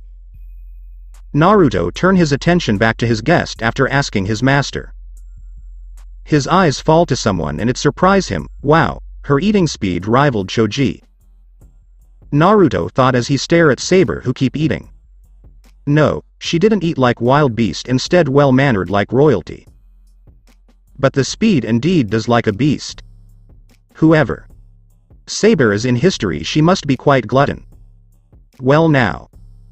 Naruto paused as he also wiped some food on his mouth using handkerchief. Gentlemen, you can start your question. Why don't we start from Shuru-kun? The only male that master in here. He offered. Shuru who hearing that wiped some food on his mouth properly before gulped. He actually didn't know to ask, he not too interested in battle related thing, while sure he going to attack when they fight but still. He inexperienced after all. Besides Saber seems nice guy and his master. Shuru glanced at Monaka who staring at him with beautiful smile, she waved her hand to him when she noticed he look at her. His master is too kind. Shuru can see it. She even have more innocent face than Ilya. There no way she will harm them. Killing servants maybe, but harm them? Nah. Oh, if only you knew the truth, Shuru. Savor. If people is killed in front of you, what will you do? Shuru asked. Rin and Saber, who hearing this inwardly sighed at the question, they not surprised somehow. Archer meanwhile groaned in annoyance in his mind while the other servants blinked at Shuru questions since they didn't know Shuru too well. Naruto, who hearing that, put taken back look for moment before he answer it, that quite question Shuru, for your answer it depend. If I have my own urgent business that time, then I won't help them. But if I have nothing to do, then I will help them. Why? Why you won't help them? Shuru demanded, his voice still calm but their strong tone in there. Naruto stare at Shuru with neutral look. This boy remind him of himself so much. The way he got himself in trouble due to Murphy Law and the low self-worth that he display. Tell me, Shuru-kun, does all human life is equal? He asked softly. Of course it is. Shuru immediately answered with stern conviction, make everyone look to him with surprised look. I see. Then if I give you choice to kill Sakura Matu or children, which one you chose? Naruto continue asked, make Rider stiffened but no one notice except Manaka, while Rin also display strange look for moment before it gone. Don't bring Sakura in here. She not. Which one you will chose? Naruto pressed with sterner tone. Shuru found himself so hard to speak. On other hand, Sakura is his friend, best friend, sister in all but blood. The pure innocent girl who always smile and helping him. On other hand is children. A group of children that know nothing. Seeing the conflict on Shuru face, Naruto speak again. Well, if I were you I will kill all those children for Sakura Matu. Naruto answered nonchalantly while sip his sake again. Wa? BBU. Are you telling me you going to kill someone who like sister to you and possibly more for someone that you not even know? Naruto asked with disapproving tone. No. But those are children. Shuru rejected, how could you kill them off like that? Children. Children. Let me tell you story, Shuru-kun. They're a doctor. He was great doctor that able to heal almost any wound. Naruto said, I will skip to the point. One day, the mayor in his town is sick hard and only that doctor that able to heal him. The mayor also appeared to be close to the doctor, their friend. However, his situation is not supporting. Right that time he currently in middle of surgery some child that wounded, and if the child leaved he will die. The doctor start to having conflict. On other hand, this is mayor we talking about, but on another hand this is a child. But he forget the mayor status and heal the child. Why? Because for him all life is equal. The mayor is his friend, so the doctor assume the mayor will understand his decision in afterlife. And thanks to that he got himself fired since mayor dead. Follow me until here? The doctor make right decision, he can't just stop the surgery and help another person. Shuru said with nod. Good, now we continue. That doctor life went to hell thanks for that event, he was famous but since because of that his life turned 180. 12 years later their massacre in numerous place, the serial killer is very smart and genius even. The people that killed also few of the doctor hire where he was working and even his friends also murdered. The doctor actually scared when hearing this, thinking he will be targeted and true. One day he got targeted but before he get killed the assassin killed by another assassin. The one that saved that doctor is the boy, right? Shuru concluded and Naruto nod. Shuru face brightened at that, see. The doctor got himself saved by the child. The boy paid his debt. He said. Naruto only smiled at that. Everyone who hearing since the beginning not comment but stare at Naruto with curious, Ilya hearing it like children hearing bed story. Let's continue, shall we? True, it was that child who saved the doctor being murdered, but what not you know is, that assassin is that child subordinate that went insane and kill anyone at the sight. At hearing that Shuru whole body freeze, everyone who hearing that put quite surprised look on their own. Even Manaka also show confused face. W what? H how? How that child become murderer? Shuru asked in shock and Naruto face morphed to neutral, he sip his sake again before continue. The doctor also show same shock, the child. Let call him AC. The doctor ask AC why he become murderer? But AC answer shocking him. It because doctor want them dead. He paused and see everyone confused look, you see, after that doctor got fired he began cursed and consumed by anger. He told AC unconscious body after surgery that the people who were responsible for doing this to him would be better off dead. And unknown to the doctor, AC already wake up that time he hear the doctor wish. To repay the doctor kindness AC began to become serial killer and granted the doctor wish.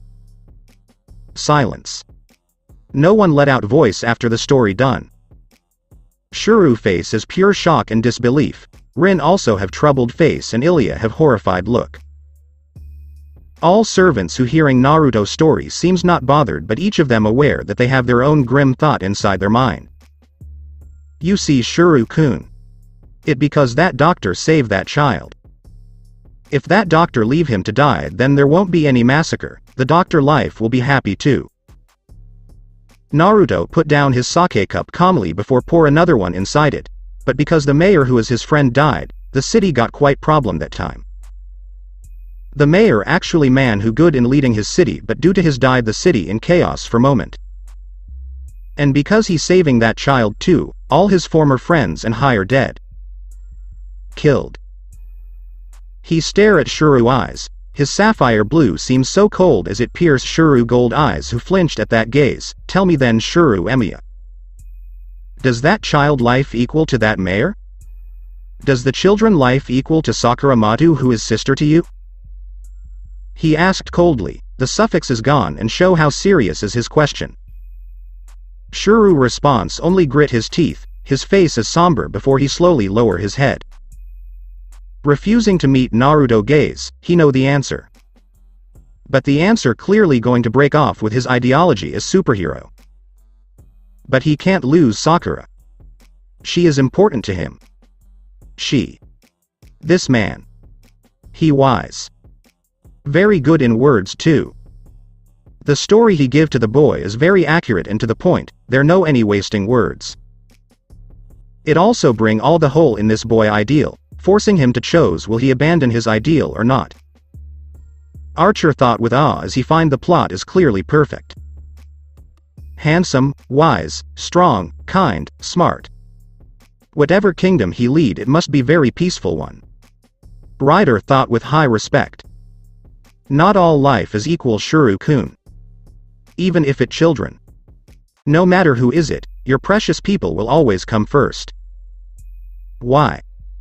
Because without them, you same as dead. Dead people who after nothing but emptiness. Naruto said in soft tone. He fell silence for almost a minute to let Shuru calm down, in that minute he study all people in the room reaction. Rin and Ilya seems taking this story very well and Naruto can tell it leaves seed inside their mind. All servants look to him with respect and understanding look, especially Archer. Naruto noticed their gratitude inside that gray eyes. Do you have another question, Shuru-kun? Naruto asked, or will you skip it for later? You can ask me even after tonight if you want. He said as he knew right now Shuru was having big conflict in his mind. I will skip it later. Shuru answered and Naruto nodded. Don't think it too deep for now. We in middle of feast after all so enjoy the food for moment and the talk. He comforted before turned to Lancer, Lancer, why don't you start? You have eat the curry of life so you deserve the second one. He told him.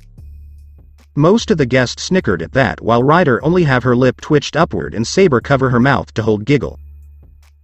The spearman merely have his eye twitched. If he not respect Saver so much he will launch Gai Bolg to him now, politeness be damned. Well. Who your strongest opponent in your life, Saver? Lancer asked. He not interested on what Saver did to this war, he only wish good fight and he will got it as long he fight Saver. Naruto who hearing that not surprised by Lancer question at all. He a warrior and he must be wish to know who Naruto's strongest enemy since he is very strong. A goddess. Naruto answered make everyone perked up with shock face at him even Monaka, a very strong goddess. I did not win against her alone, she will murder me if I alone like an insect. I have friend who helped me, it was the most hardest battle I ever had. One wrong move and I will reduce to nothingness. Excuse me Saver, but are you telling me you fighting a goddess? Castor asked with narrowed eyes, when you speak about your childhood and this weapon I'm not surprised and even can tell you're genuine since in age of gods such thing is common though the demon you mentioned should be written in history. But you fighting a goddess? No one ever fight a deity openly. Except. Castor eyes sharpened, are you fallen god? All servants hold their breath at that especially Rider. The fallen god is not like another god, they are deity but they are mortal. Some of them born mortal like Medusa, but some of them chose to become one. Tamame no Mae is the example for that, she are originally goddess but since she wished to study human and live with them, she degraded herself. Monaka who hearing that also perked up. It could be like that, Naruto himself said he were stronger when he alive. Now if she connected, it could be true. Naruto could be one of deity that fallen. Well. I do get called by title of God, sometime due to my strength by some group. But nope, I'm not. I assure you I, 100% human. No any blood of gods flow in my cell. Naruto answered with chuckle and what he said is true. Naruto and Sasuke often mistaken as God, both of their powers is something that can't be measured anymore during their era, both of them already surpass Hagoromo himself or at least on par with the Sage of Six Path himself. The battle between Naruto and Sasuke can destroy the whole planet with ease, and because of that both of them create artificial planet from power of Rinnegan and Rakuta Senjutsu. That place is where they usually spar and fight. And because of that, people hail them as gods. Both their powers already transcended beyond any shinobi. And thanks to that, Naruto decided to join the elemental nations into one. It because Konoha too strong and powerful, people become paranoid they will attack them so Naruto offer their leaders to become one kingdom where they got protected by him.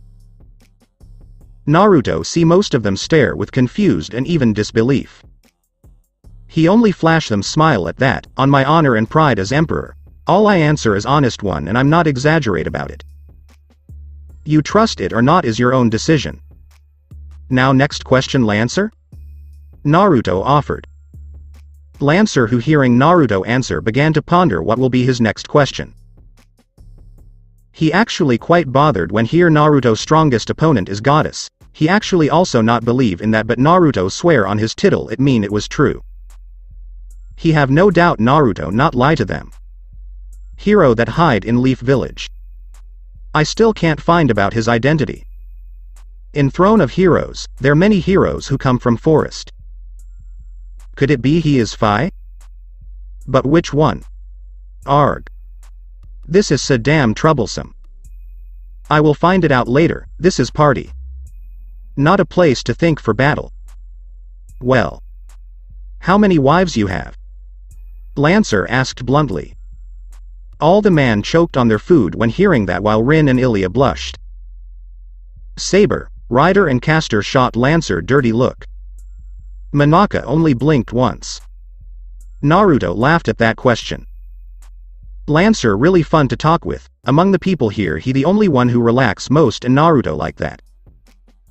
This party not mean anything but relaxation before big battle.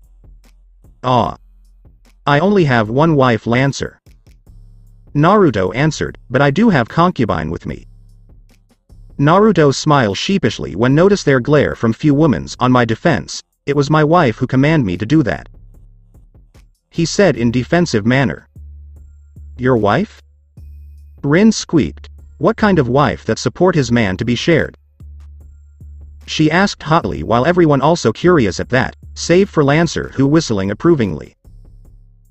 I actually said the same thing to her. Naruto stated dully, but... well... it necessary to propose an alliance between our people. I, of course, can use violence to do that, but I'm not that kind of person. So we negotiated and... well, that's the result. What kind of result is that? It was different if you not married person but you are married.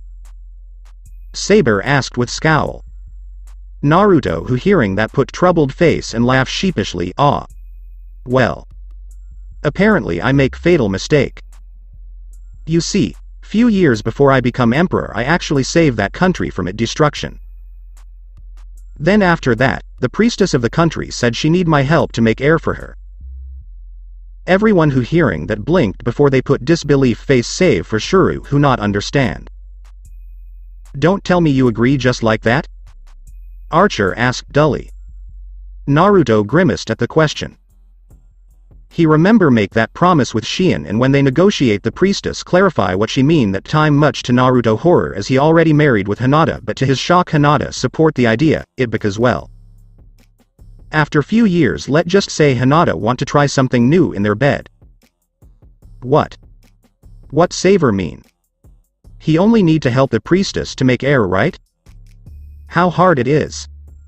Shuru asked innocently, and everyone turned to him with dull look. Kid, you know where children come from, right? Lancer deadpanned. Of course I know. Shuru blushed a bit. I already study biology and... Shuru eyes widened in shock as realization come to him. Saver promise her heir. That mean... With shocked face he turned to Saver as he finally put two and two together. I was thinking same like you that time, Shuru-kun. So... yeah, I promise her to help her make one. And she point that during our meeting. Naruto said with sheepish smile while rub his back neck. The result, I have 3 concubine and 1 wife, though I only love my wife but I do also care to the 3 others. It hard to handle multiple women but I managed to do that finally. Naruto finished his explanation.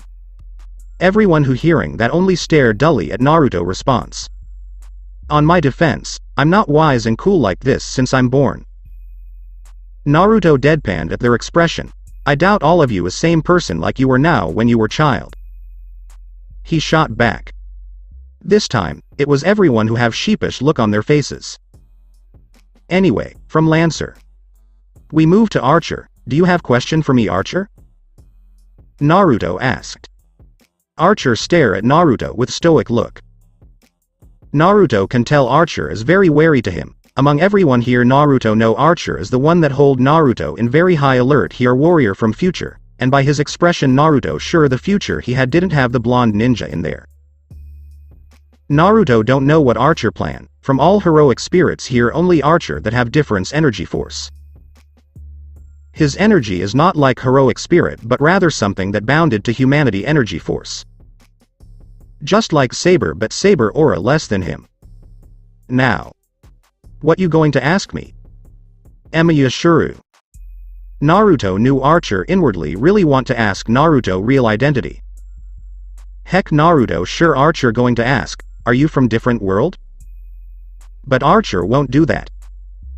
Because if he did ask him, he will get questioned back by Naruto. Not to mention ask something like that out of blue will make all servants and masters here suspicious on him. Naruto don't know why but Archer seems hate Shuru Emiya. It proved from why he didn't tell his master that he are Shuru. And he also not make attempt to help his past self. Instead he antagonize him. I also request private meeting, will you grant it? Archer speak after moment of silence much to everyone's surprise especially Rin. Archer? Rin confused. What her servant wished to talk with Saver alone. Suddenly Archer voice echoed in her mind. Rin, when I have meeting with him I want you to not listen or hear whatever we talk about.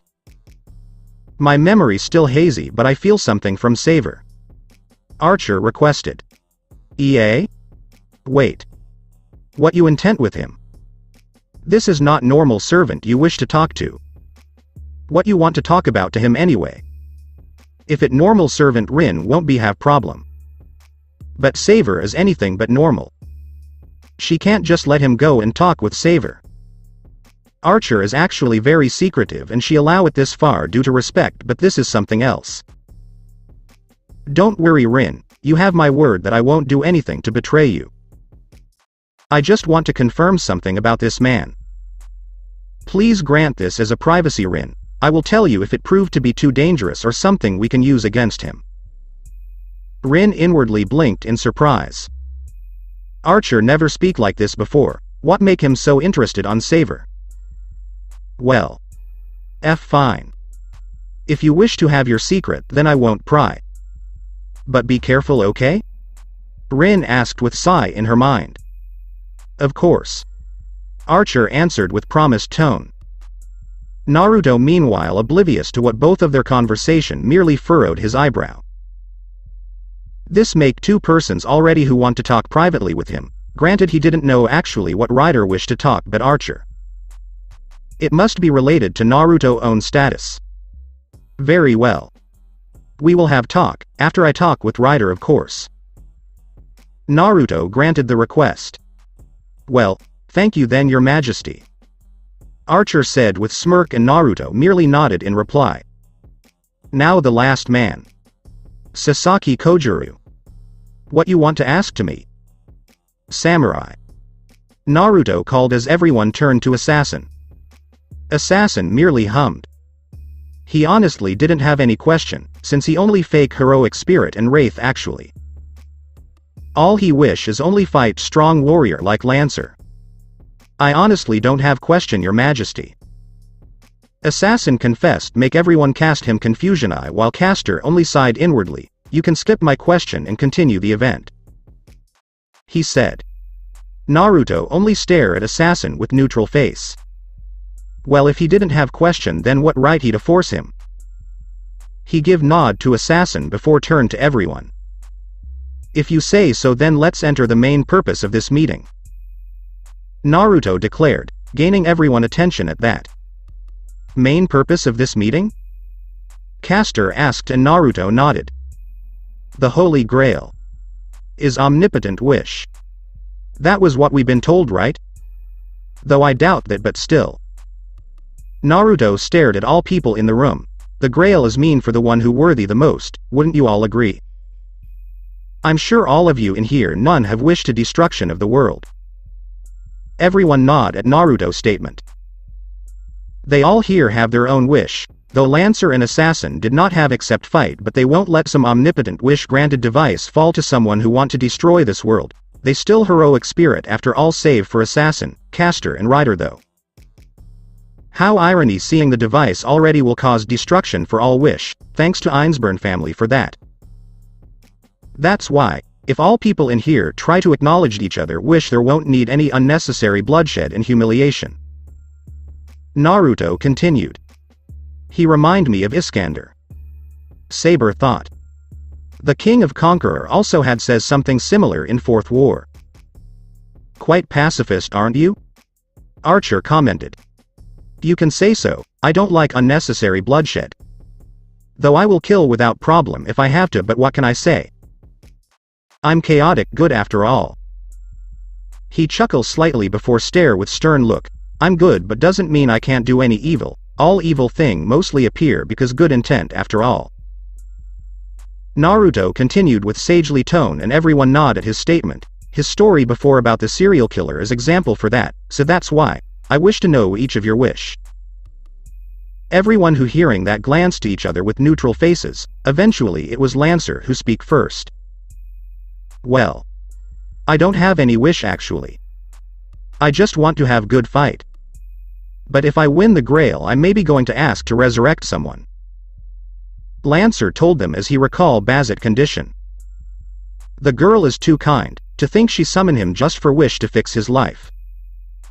He actually not need that but still to think there someone who wish that mock for him. The least thing he could do is revive her back. Oh, resurrecting someone? Though that is selfish wish, but it was fine. Selfish is one of human nature after all. I acknowledge it. To bring someone special for you back also good wish. Naruto commented with nod. Caster, Assassin and Rider didn't comment, but they agree as well inwardly. Archer only stare at Lancer with narrowed eyes. He didn't know about Lancer problems since he not too care about him in last war. Other than his master is actually Kirei, but the masters didn't show any surprise reaction or bothered by it, except Rin. But how about your master? Rin asked skeptically. Lancer stiffened at that. Due to command spell he can't tell anyone who his master, but Lancer have no doubt that his master have something bad wish. Well, when the time come I will deal with him. Lancer promised, don't worry, he not bad person. Always talking about root or something like that. Lancer lied with chuckle. Liar. Naruto, Monaka and Archer thought at same time. I see. Rin actually skeptical, but reaching the root is most Mega's ultimate dream. So she will accept it for now. I also same like Lancer. Assassin added, I don't have any wish except good fight, but the difference if I win the Grail I won't make any wish. He said with smile. Now that get everyone attention as they stare at Assassin. You truly didn't have any wish? Saber asked in genuine surprise. Assassin smiled bitterly at that. If you want to know, I actually not a proper heroic spurt. You see, Kojiro Sasaki is actually existence that even doubted to be exist. Only existence that closer to the wraiths rather than heroic spirit. Even I'm not real Kojiro Sasaki, I only summoned as that men because. He paused with thoughtful face before make soft, aha, face. Let put it this way, if there was to be a database for all of humanity, my data is the best matches for real Sasaki Kojiro. That's why I summoned as him. He explained bitterly. Everyone who hearing that taken back by the explanation save for Caster. That was clearly something. This Holy Grail war already strange enough to summon Saver, but now Assassin existence just add another thing. But still few of them inwardly can't feel pity. Lancer also frowned hearing this. Assassin is cool guy. He's strong and good too, if only there's someone like him in his era. Apparently Naruto also thinks same line. Really? Now that very interesting. You only trades blades with my clone, but I have see your skill and I must say Assassin, you are one of the best one. Naruto said with praising tone, no offense Saber since I never clash blades against you and Archer. He added. None taken. Saber said, hearing what Saber said now also makes she curious. If Saber respect Assassin skill then, this man is good. Ah, if only I have you as my private samurai during my life. Naruto sighed, my warrior will be more skilled and stronger under your tutelage. Damn why that Teme is so bastard and don't want to teach his sword trick. He grumbled as he recalled Sasuke to teach his sword style, only to be shut down stated it family secret. Bastard duckass. Assassin who hearing that actually flabbergasted. To be praised by Saver of all people. An emperor, general, warrior. A heroic spirit. He never thought his skill will be regarded that high to be praised by someone like Saver position, and what more the emperor actually wished for him to become his private samurai. A very great honor, and it was not an unpleasant feeling. I'm honored by your words Kate Dono. Assassin replied with gentle smile and Saver only nodded in response. Caster who hearing that put thoughtful face. Maybe she can use this as advantage seeing Saver hold Assassin in high regard. Yes, when they battle she can use it as advantage and use command spell silently. I give praise to those who deserve it. Naruto's response is straightforward, well? We've already heard two men, so how about a woman this time? He provided. May I address you, my emperor? Monaka inquired abruptly. It was proper for the one who invited us to tell them ours first. She elaborated. Of course. Says Monaka-chan. Naruto listened to his master speak while making a gesture for her. My desire. Monaka is now capturing everyone's attention. I actually have two, and I'm not sure which one is which. But I'll tell you about the first because it's the original. I'd like to see Root. She instructed everyone to blink. Did you see Root? Rin inquired, his face befuddled. Every Magus in this world is fighting to reach the Root. To obtain it, knowledge.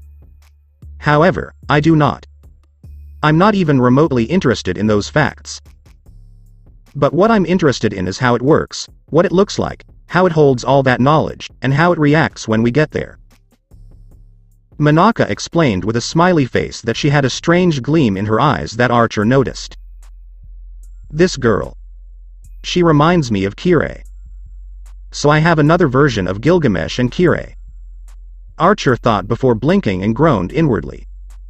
Excellent, simply excellent. This war is getting worse. But, why? Why didn't you want all of that information? As Magus, you must. You'd think that each Magus path is distinct from the others. Rin Tasaka. I have my own path. If you can't accept that, then we will speak through our magecraft later in battle, Monaka said to the raven-haired girl. She finished with a big smile on her face. Rin suppressed a growl in response to the remark, instead glaring at the shorter girls. She simply cannot accept it. Monaka's remark, even if she wishes to reach Akasha for the same reason, is simply stupid. It was an affront to all magi. All Magus want that knowledge, but she only wants to see it done. I have a strange master, don't I? Naruto chuckled before turning to face the masters. It is not necessary for the rest of you to express your wishes if you do not wish to. But, wouldn't you all agree, servants is a different story? He requested silence from all servants. So, Archer, how about you? What is your desire? Archer's wish is to stare at Naruto. Is to be free of this damned hell. But, of course, he knew the Grail couldn't grant it. After all, it was corrupted, and he was initially skeptical because Saber presence might have been summoned into the Grail that was not corrupt. But it was shattered when he sensed Sakura's Angra Mainyu aura and Rider, who was actually Medusa, was summoned. I don't have any desires. No, not yet. We'll find out later. Archer responded with a crossed arm. Well, as long as it wasn't about world dominance and planet destruction, I thought it was fine. Naruto chuckled before sighed. See how most of the men in here didn't have a wish. We're actually good kin. It's just you, lady, who is overly sensitive. He chided again in a joking tone. All the women in here who had their eyes twitch at the remark or rolled their eyes, while Lancer snorted in amusement and Shuru laughed. Okay, enough with the jokes. Now, Rider, do you want to hear the lady's wish? He provided. Rider maintains his usual silence. There is nothing indicating she will respond, but everyone knows she is deep in thought. Wish. I don't have a wish, but if I could, I'd like to see my sisters again. Rider spoke softly. And Sakura, please. She remained silent. See your sisters. That was really wishful thinking. Naruto commented with his eyes narrowed. You're going to see your sisters? What exactly do you mean? Saber inquired. Because I murdered my own sister. Rider stated bluntly that everyone should freeze. And it's something I'd like to make amends for by meeting them again. She completed. Her voice is devoid of emotion. However, Naruto can detect desperation in her tone. We all make mistakes from time to time. Naruto stated, capturing everyone's attention, but the final outcome is up to us. Will we choose to make amends for our actions? Or sink even deeper? Sometimes you don't have a choice. You must be aware of this. Caster responded to Naruto's statement. Indeed. There are times when the world doesn't give you a choice. It just runs like that. Saber added, somewhat grudgingly. Every servant who heard that had a bitter expression on their face. It was true, and each of them had personal experience with it. Really? Naruto asked the heroes, his brow furrowed, and who was it who told you that? Everyone has a choice, no matter what their situation is. There will always be options. What choice do you have if God manipulates you? Castor's snort made everyone look at her in surprise, except Naruto, who remained calm but had a grim gleam in his eyes. Was she also a victim of the gods? Ryder was perplexed. You do have a choice after they've finished playing with you like a doll. Naruto's calm response caused Castor's eyes to widen slightly. The choice is whether you will allow yourself to be transformed into what those idiots turn you into. Or are you going to fight and transform into something opposing those idiots to demonstrate that you are not a puppet? Listen, all of you, he said sternly. Naruto yelled, staring at everyone. Fate is a bunch of nonsense. Fate never decides your life. It is your own hands that shape it. Me? I've failed. I'm a parasite. I was cursed as a child. But I didn't let those things bother me. Take a look at me now. I should be cursed to die as the child cursed by the demon. If I were an adult, I might have survived, but I was a baby at the time. And I'm just a kid. But I chart my own course. I forge through sweat and toil. And I am crowned emperor. People admire me rather than despise me, and they respect rather than fear me. Our lives are in our own hands. He finished with a powerful voice. His expression is one of determination, stern, strong, serious, and charismatic. Every word he spoke was full of conviction. Everyone who heard that was clearly taken aback by Naruto's speech. Few of them want to say it was obvious nonsense, fighting like that? Who does he think he is? He knows nothing about them. But they are unable. They choke on the words. And they somehow believe Saber's speech is credible. What Saber said is proof. He is a cursed child, but he rises to become emperor. Then again, it could have been a lie that Saber spat. But none of them are thinking about it right now. Your desire. Castor, tell me. Naruto broke the silence as he looked at the princess of Colchis. As she heard the emperor call her, the witch of betrayal snapped out of her shock and awe. She looks at Naruto before moving her gaze to her extended hand. My wish is to live. An incarnation. Away from people who treat me like tools. To wish for a new life. Castor murmured as she looked down at her hand. With best wishes. Desire for second chance for life is pure wish. True, not everyone deserves second chance, but someone who is truly willing to change is the one who most deserves it, Naruto said before anyone else could. He concluded with an approval nod. Saber narrows her eyes at Saber before speaking. Do you agree with this? While I understand Lancer and Assassin didn't have wishes because they are people who only want to fight, Ryder also didn't have any wishes other than to fulfill her master's wish, and she only got the bonus. Castor, on the other hand, has already killed many people in order to achieve her goal. Saber, she said with a scowl. Naruto only turns to face Saber, his face neutral as he pours sake into his cup. So? Saber, we all know that humanity is self-centered. That wish wasn't bad or good in my opinion. It was simply a wish. If you must blame someone, blame the Grail once more. Naruto's remark caused Saber's eyes to widen slightly. Isn't that correct? Monaka-Heim? He inquired, casting a glance at his master. Indeed. Tell me, Saber-san, do you know what the Holy Grail is? Monaka said with a nod. She inquired as she sipped her tea and set the cup down. The Grail was created to grant people wishes, a selfish and petty wish, don't you think? The Grail came into being as a result of these wishes. It was created to fulfill the petty desires of the petty people who gave birth to it. She explained before softly smiling. The Grail was never intended to be filled with blood. I've heard it's designed to collect miracles with no discernible form, as well as people's wishes. The Lord's glory will flow forth when it is filled. She said something. But wait a minute. Saber paused as she discovered.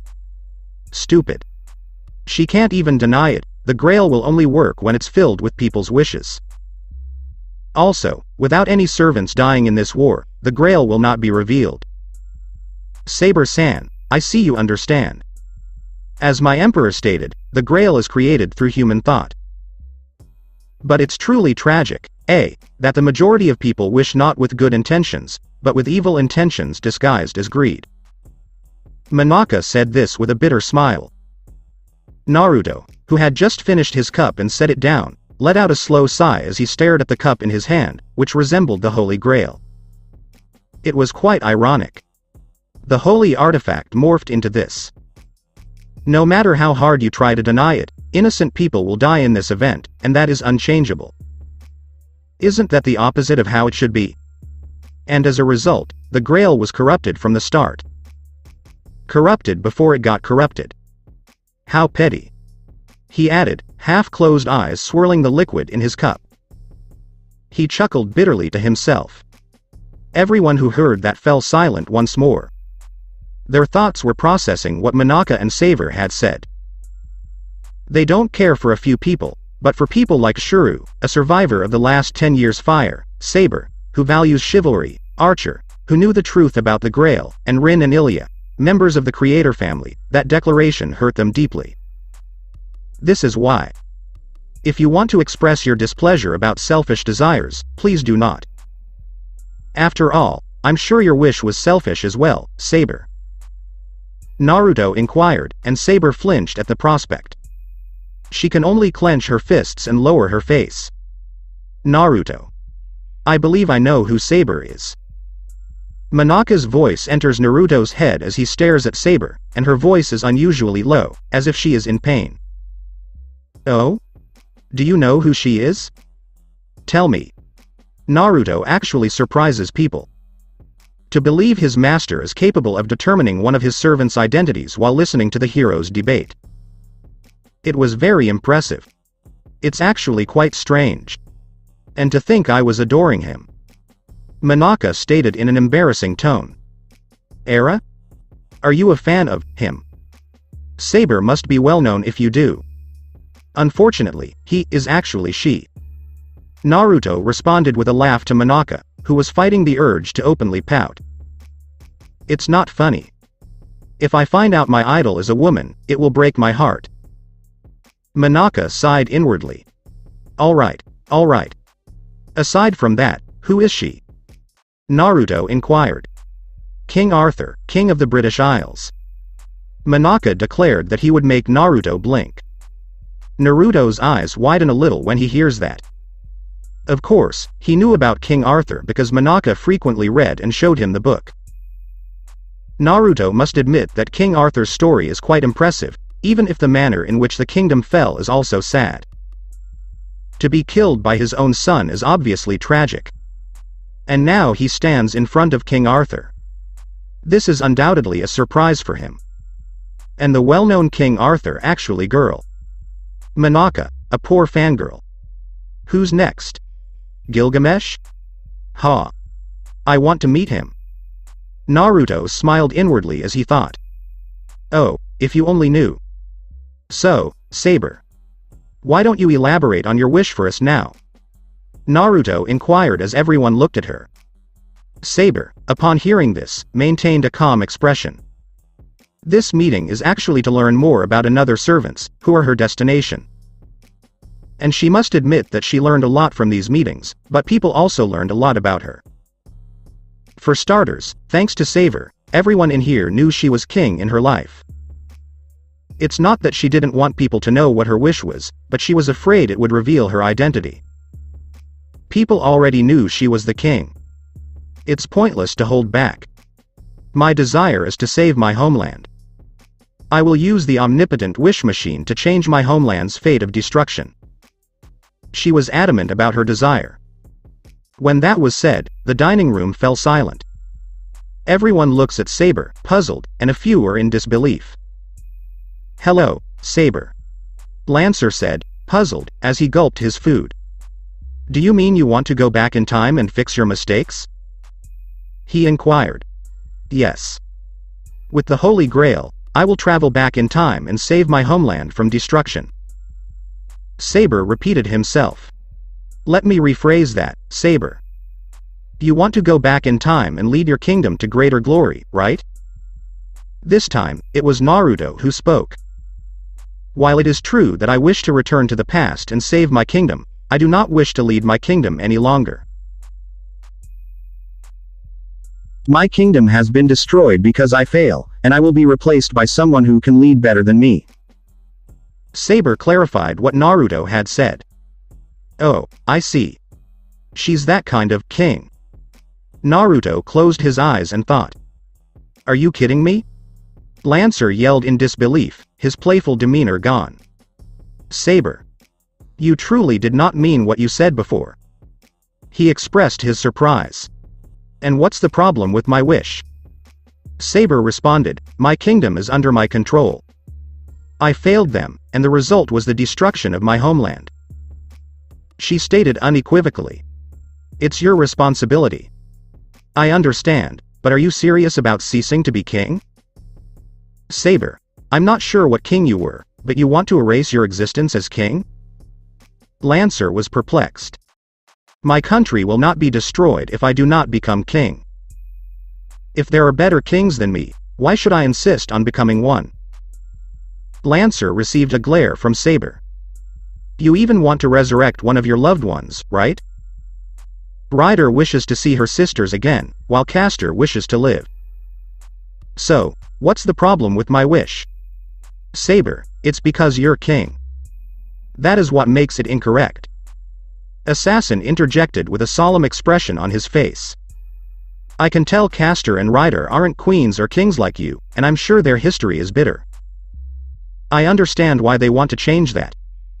But not you. Saber, you are king. How can you wish to be stripped of your kingship as a leader of your people? I led my people to destruction, proving that my leadership is flawed, and it resulted in the deaths of my people and the destruction of my country. What kind of a king is he? Saber inquired.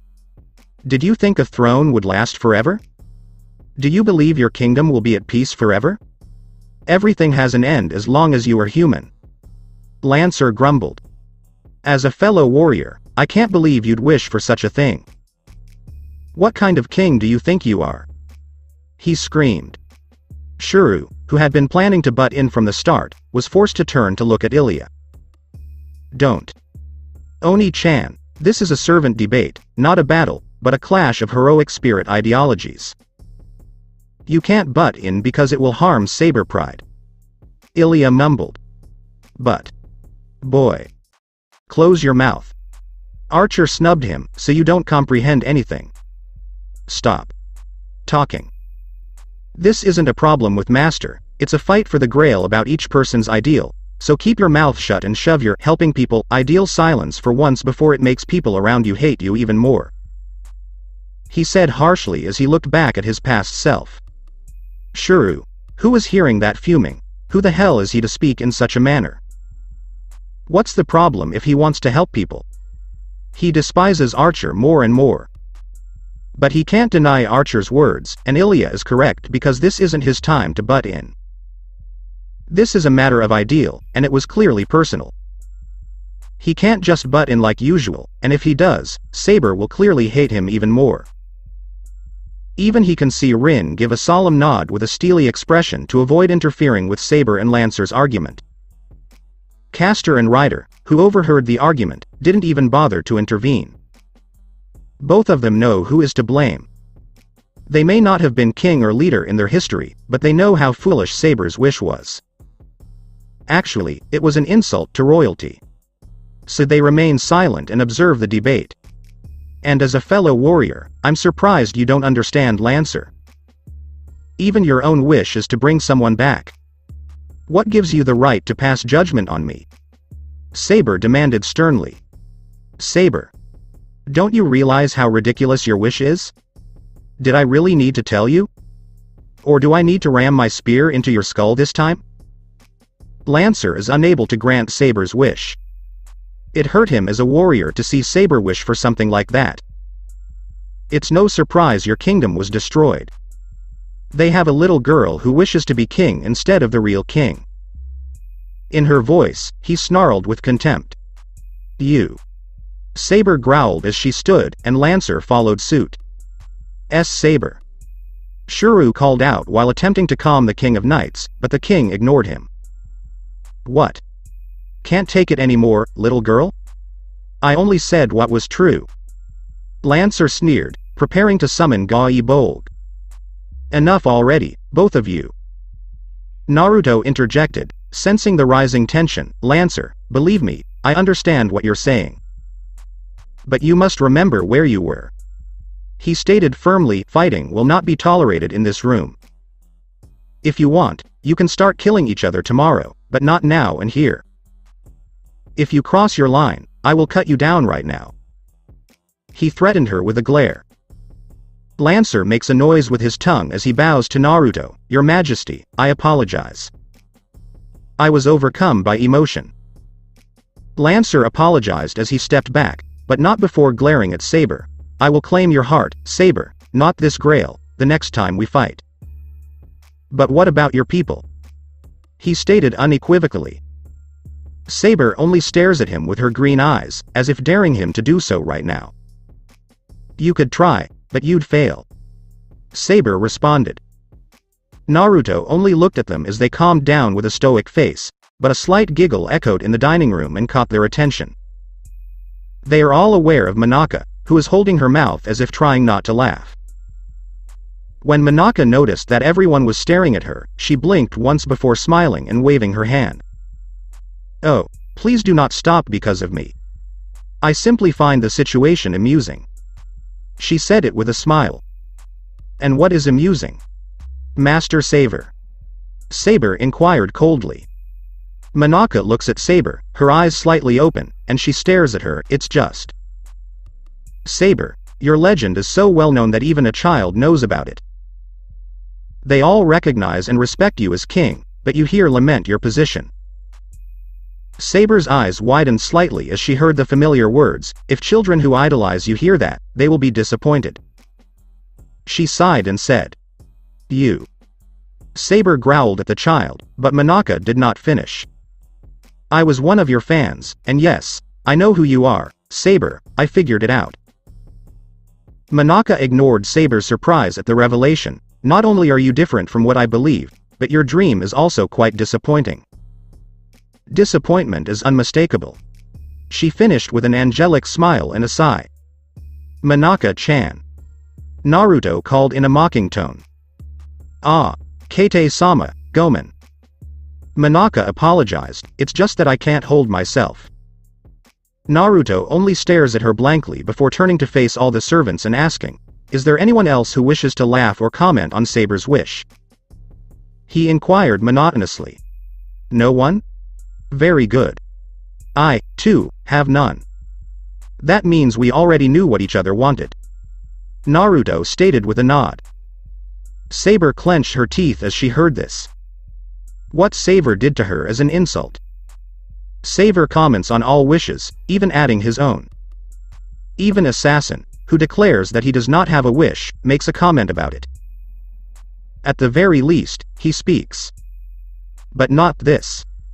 I'd like to hear your thoughts on my wish, Saber. Saber said with clenched teeth.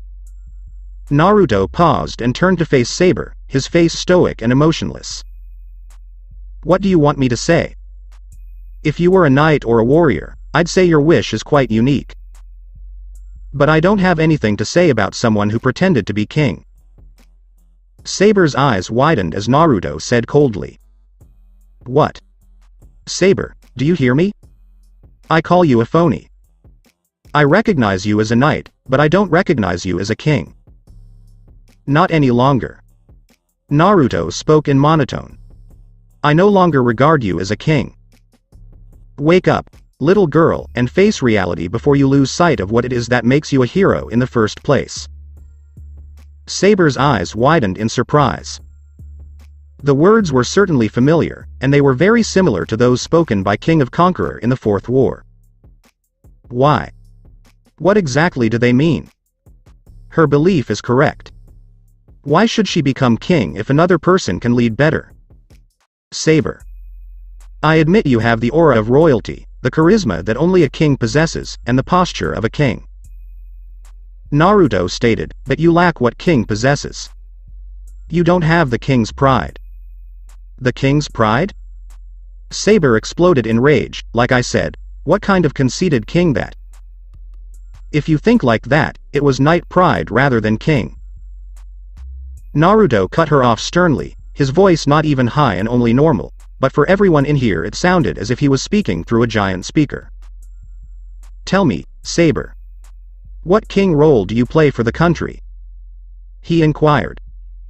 As kings, we must lead our people, but it is only natural that we should sacrifice ourselves for the greater good of our country. Saber responded.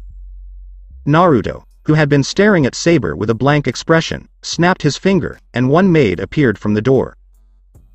Naruto motioned for the maid to approach him before whispering something.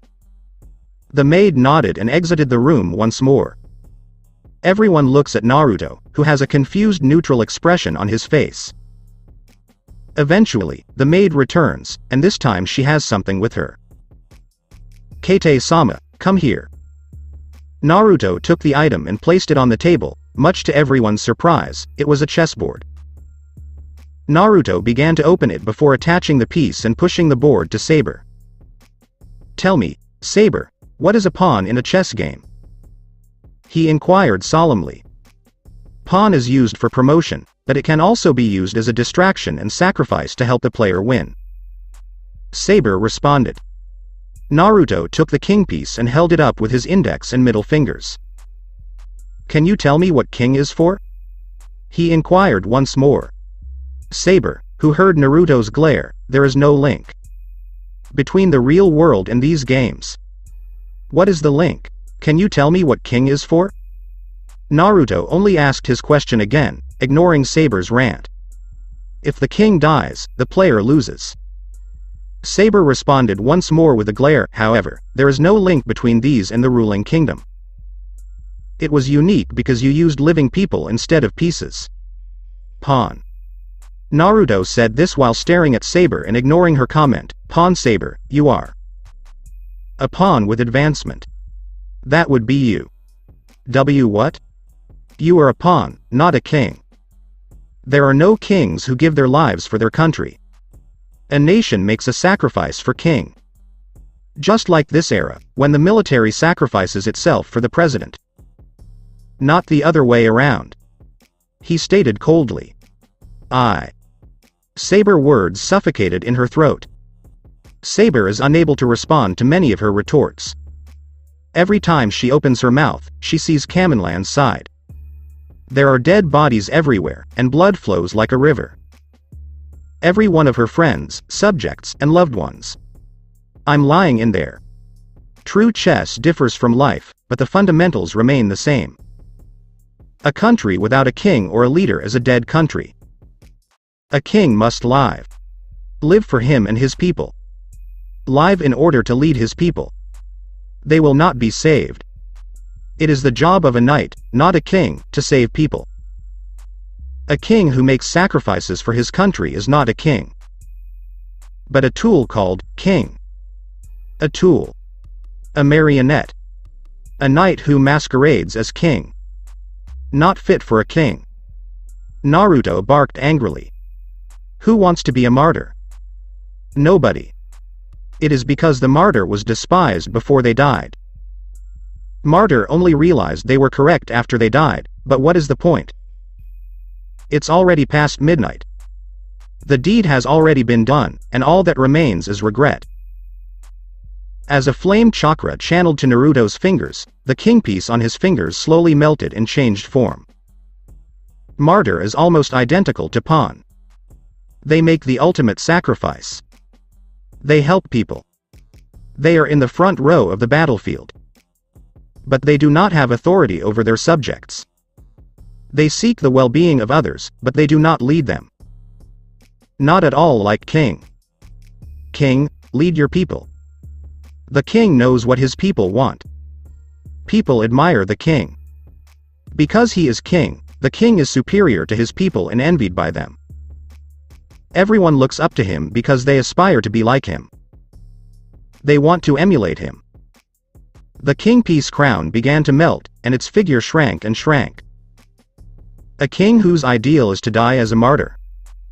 Who wants to be the one to follow that? Nobody. No one. Because no one wishes to become a martyr. Naruto glared at Saber. The king of knights flinched as she felt herself shrinking. Her thoughts returned to the Kamenlan event, where she stood alone. Nobody comes to her aid.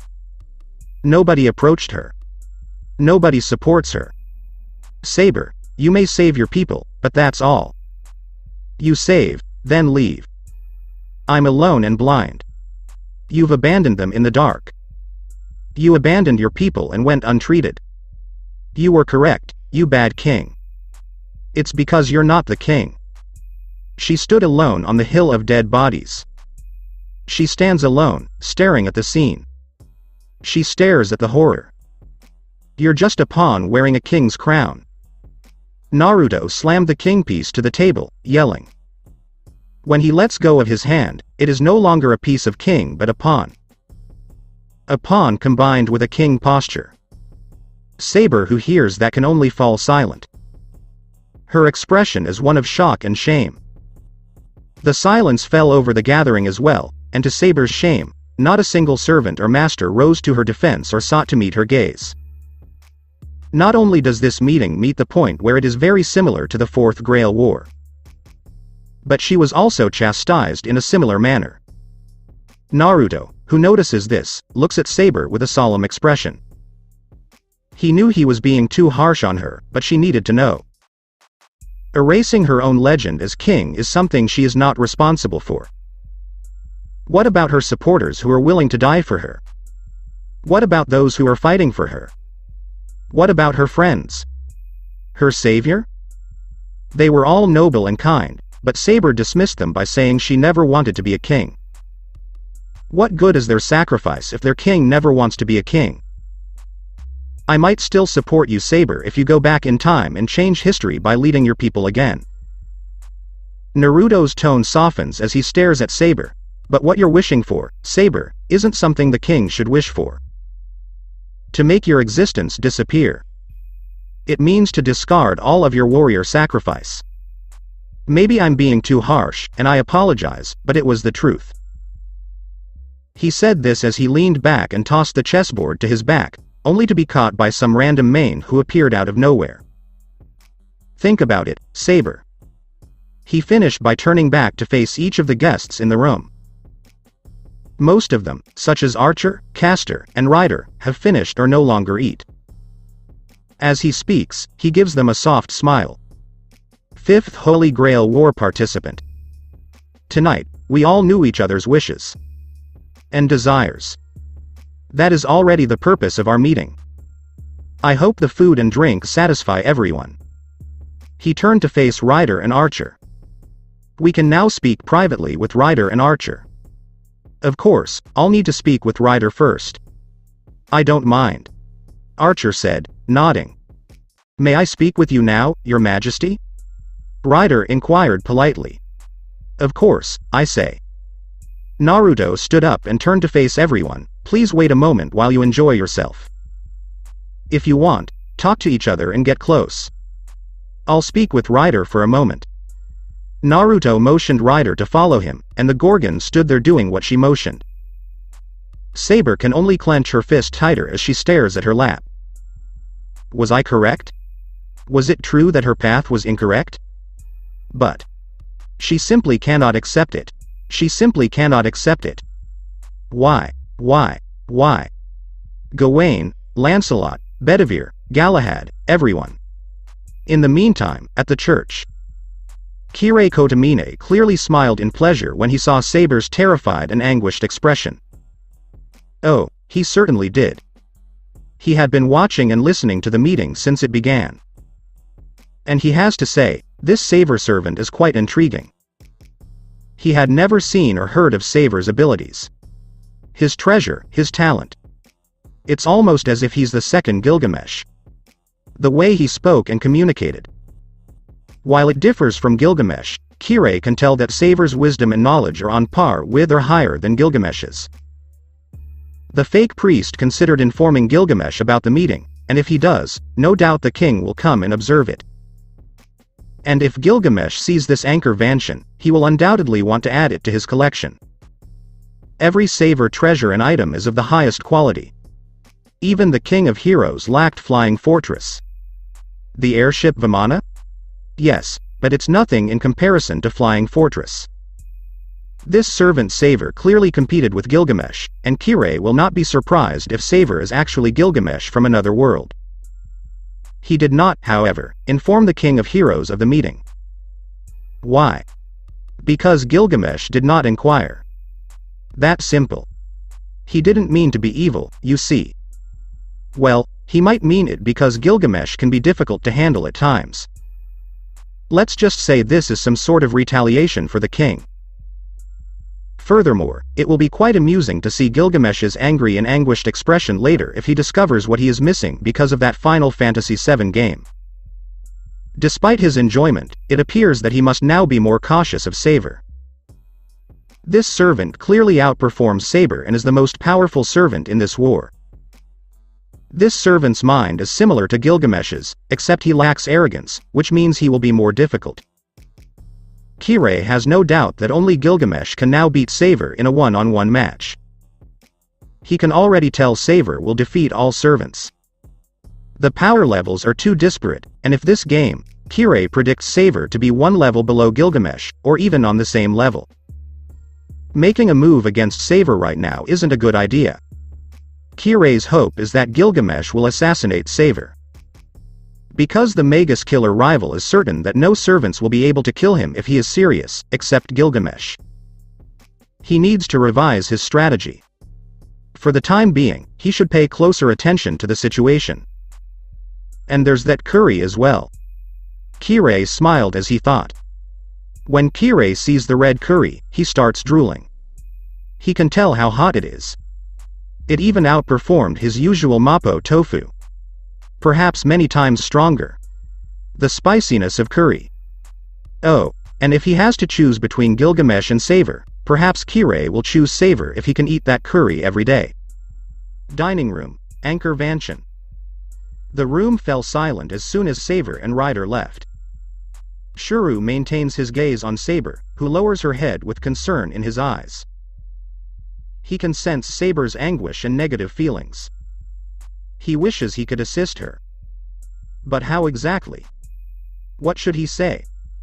Shuru realizes from Saber's words that Saber's wish is incorrect. Saber's wish is to wash over all of her people's sacrifices. Do you see it now, Saber? Saber turned to face Lancer, who was sitting in a "I'm free and I enjoy it" pose with a cup of sake in his hand. What? Saber isn't here, so he can relax the formality for the time being. He takes a sip of his drink and looks at Saber with half-open eyes. Your wish is not salvation. It is salvation for yourself but not salvation for your people. Lancer crosses his leg before setting his cup on the table. You push your past and mistakes away. This wish of yours is nothing more than a way for you to wash your hands of the situation by delegating the responsibilities of your kingdom's king to another. Is that king's style? Lancer inquired, his eyes narrowed. What Lancer said was correct. Castor spoke while nodding. Saber, it's not just about responsibility, but your wish cannot be granted. You do not change fate by using the kaleidoscope, the second true magic, parallel realms operation. Even if you alter history, you will only create an alternate timeline. Nothing will really change for you. The history in this timeline will not change, and your kingdom will still fall. She explained it solemnly. Saber, you haven't fixed your past, Castor. But it's just creating another timeline, which is common and already excessive. Archer shared his thoughts. You may not realize it, but you can be a tyrant king in another place in world. You can be an assassin in another world. That's how the world works, the timeline and universe, not just one Saber. The second magic demonstrates this. He stated calmly. The fact he also called not in his timeline is also proof that they're multiple dimension, and Archer actually curse his luck for not being summoned in his own timeline so he can't kill his past self. Rin, who was listening, gave Archer a surprised look. Her servant appears to be fairly knowledgeable about magic as well. Saber didn't say anything back, only lowered her head. Her hair cast a shadow over her eyes, and she clenched her fist tightly. She was certain that she was deep in thought and needed some alone time to think about her own wish and ideal once more. So no one says anything to her. They allow her to think alone. Saju Manaka. Manaka, who is sipping her tea calmly, turns to Ilya, who has called her. Yes? She inquired politely. What chant do you use to summon Saber? Ilya inquired. Ah, my father used to chant to summon Saber. Originally, my father tried to use Catalyst to summon Okita Soji as Saber, said Manaka. She explained that her father used the flag of the Shinsengumi troop, which Okita Soji always carried, as a catalyst. Originally? Rin inquired. I refute it. Manaka stated, if the Grail chose me as master, I told my father, why not let the Grail choose it? I only use my own body, so the Grail sends me servant.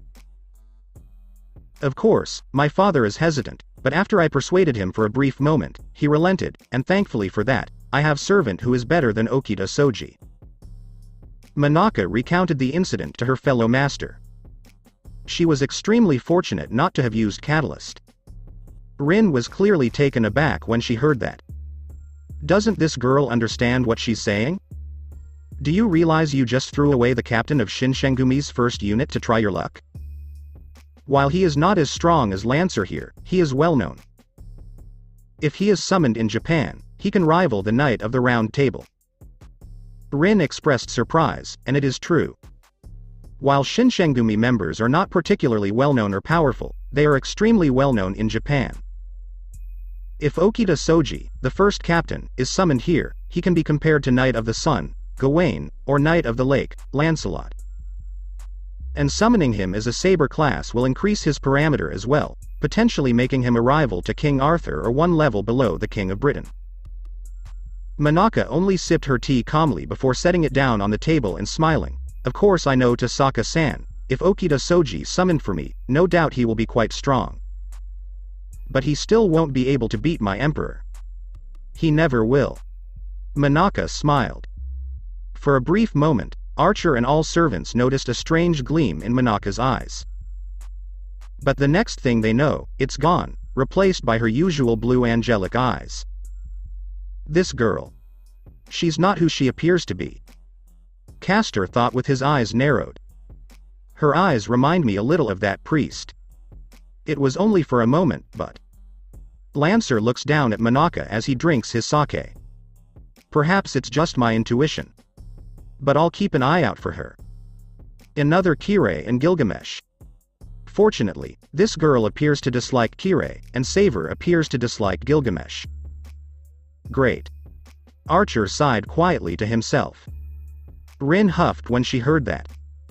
Sure, as Manaka stated, Saver will still be stronger than Okita Soji, who was summoned as Saber.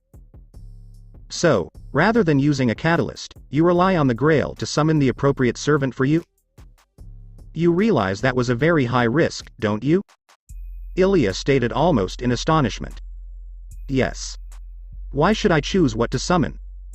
Isn't it better if I let the Grail, who chose me as master, choose a servant for me? That will be more interesting, and I always enjoy seeing something that is. Manaka admitted in hushed tones. Ilya frowned a little when he heard that. It was no secret to her that the Einsburn family attempted to summon another class during the Third Holy Grail War in order to win the Grail, which was not easy. Avenger is also a very weak servant who was disposed of not long after the war began. But this Saver is far from weak. He possesses power like a berserker, concealment like an assassin, knowledge of strange magecraft like a caster, superior speed like a lancer, weapon skill like a saber, projectile weapon like an archer, and Ilya will not be surprised if Saber can ride like a rider as well. This servant is ideal. The most dangerous and lethal. How did this servant come to be summoned? Could it be because another error occurred during the previous war? Is it because of Avenger influence? But how does the servant of vengeance summon the servant of the savior? And why didn't Gigi summon Saber instead of Avenger in the Third Grail War? Ilya sighed in frustration. If Einsburn summons Saber from the start, the Grail will undoubtedly be theirs. It may be impossible to defeat Saber on your own right now. Ilya is aware that even if Berserker regains his 2 lives, she doubts Heracles can defeat Saber. The best outcome is that both of them will die, which means she will lose because her grandfather wants her to win. She is powerless to defeat Saber. Not by themselves. Berserker alone will not suffice. But now I've got Oni-chan. He and Rin have also formed an alliance. While I don't want Tobaka to share Oni-chan, Saber and Berserker will be more than enough to defeat Saber. A nameless hero like Archer isn't required, Ilya thought smugly as she imagined Saber and Berserker fighting together. Oni-chan will be fine as long as he's with Rin for the time being. I can't move against Rin because Oni-chan is there. Yes, I will wait until their alliance is broken or Archer is gone, and then I will take Oni-chan from Rin. She finished with a nod and a pat on the back for her brilliant idea. Meanwhile, Rin is thinking about something else. She was secretly envious of Monaka, the petite blonde who looked exactly like Shuru. They summoned servant in an improper manner, but both of them gained a powerful servant. They both do not use catalyst. Tasaka? Are you alright? Shuru is aware that Rin appears depressed. He was already concerned about Saber, and now Tasaka is depressed. There's nothing, Emiya-kun. Rin bemoaned, it's just. I feel like my luck is really bad. Eh? How so? Rin gave Shuru a glare as he gulped under the Tasaka heiress's gaze, then turned to Monaka and gave the blonde a glare before returning to Shuru. You both summon your own servants without a catalyst, which is improper. I admit that I do not use catalyst, but I do use a lot of mana from Father Jewel. While you two aren't doing anything out of the ordinary. Why can't I just get servants like Saber or Saber? She groaned in protest. Everyone who heard Tasaka's declaration sweat-dropped, as if her luck is E. Hey. Aren't you happy to have a servant like me? Actually you use catalyst, your Father Jewel is the one that made you summon me. Protested Archer, who was on her side. In comparison to Saber? Perhaps, but to Saber? No, most likely not. Archer's eyes twitched as Rin spoke bluntly, and Lancer burst out laughing. Well, it appears you have a tough master, eh Archer? Lancer made fun of. Not that yours is superior to mine, Chillane. Archer retorted, make Lancer stop talking and look at the servant of Bo. How do you know that? Saber informed me that you bemoan the fact that your master is a coward. Better mine who fights alongside me than yours who hides and never shows himself. With a smirk, Archer said. How come you? Shuru looks at Castor, who is drinking her beverage calmly while Lancer and Archer banter with each other. Shuru must admit that Castor is truly beautiful after seeing her face and posture. Castor, Shuru said, attracting the servant of Magecraft's attention. Everyone who heard him stop what they were doing and look at Shuru, Rin, and Saber, who are perplexed as to why he called Castor. Are you sure, boy? Castor inquired. May I ask you a question? Shuru stated, make. Castor looked around. Oh? What exactly do you want to ask, boy? Castor is taken with her expression. Shuru maintains a neutral expression while staring at the woman with pointed ears. He really wants to ask this in private, but he's afraid he won't get the chance because Saber will be busy with Archer after his conversation with Ryder, leaving Castor alone. Are you the one to blame for the gas leak accident in the Shinto district? Shuru inquired. Castor, who heard that, looked at Shuru with a stoic expression, observing him for a moment before responding, "Yes." Shuru's face shows anger for a brief moment, and he clenches his fist. Then, "Is it also you who is in school?" Shuru inquired. "Are you referring to Boundary Field at school?" Castor inquired again. "While I am responsible for some events, I had nothing to do with your school." Castor responded. "What?" Rin exclaimed. "What do you mean by it not being you?" "I mean, I didn't do anything to your school, little girl. I get mana from somewhere else, so I don't need that school. Not to mention Tsuchiru-sama staying in that school, that Boundary Field clearly work of Rider," said Castor. "I let it go because I wanted to get rid of a few servants and the master." She was thinking quietly.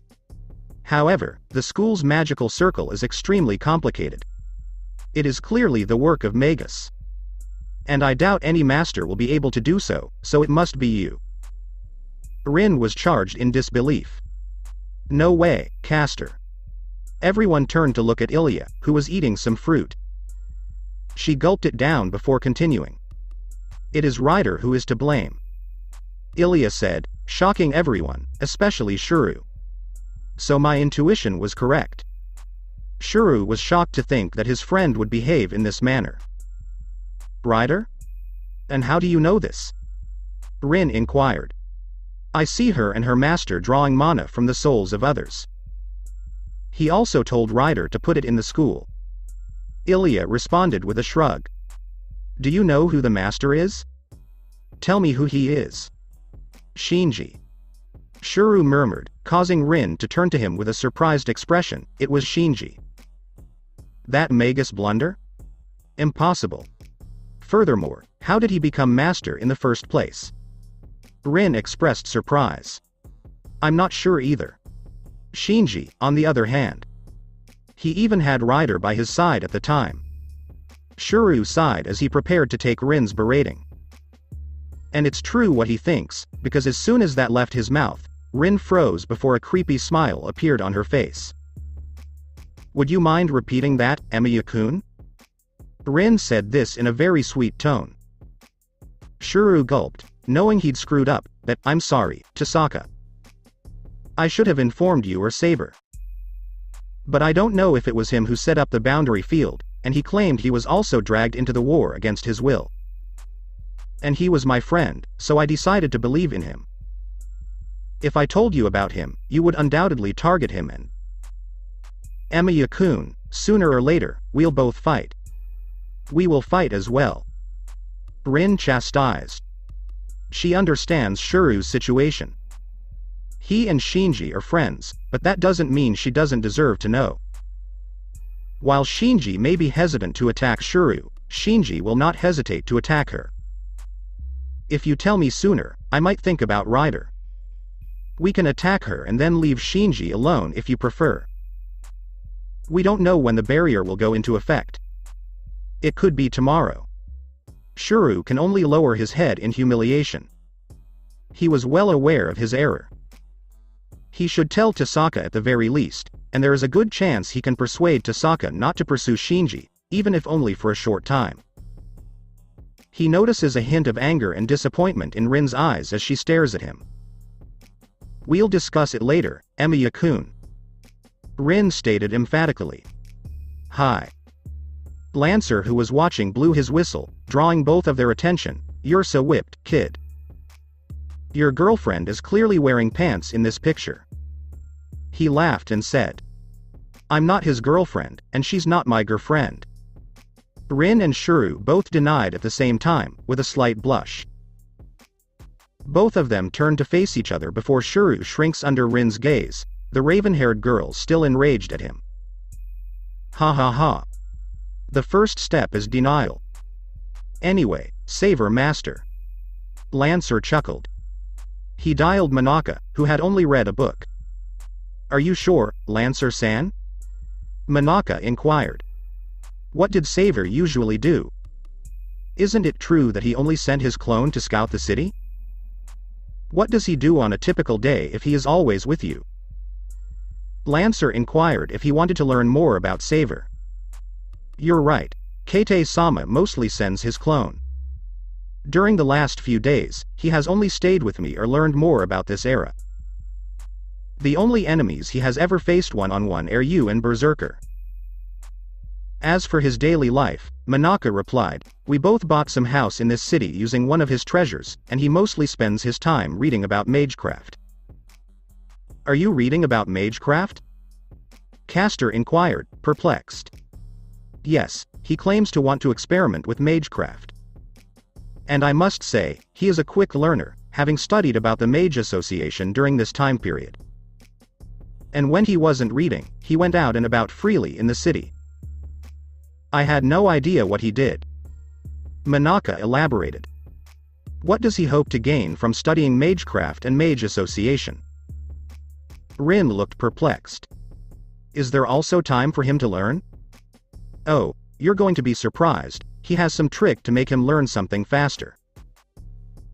Manaka smiled angelically as she remembered Naruto clone reading about Mage Association. She didn't know why, but Naruto said he wanted to meet with Kishter Zelrech Schweinord, the user of second magic. When she asked Naruto why he wanted to meet him, the taller blonde only said that he seems like a nice guy, though his name needs to be fixed a little, and that's why he wants to meet him. That doesn't explain anything, but his servant is always like that. He's mysterious, and that's what draws her to him. Oh, I forgot about that. Tasaka-san, may I ask you a question? She inquired. Sure. What exactly is it? Rin stated. Was there a demon or a dark entity living in here before the war?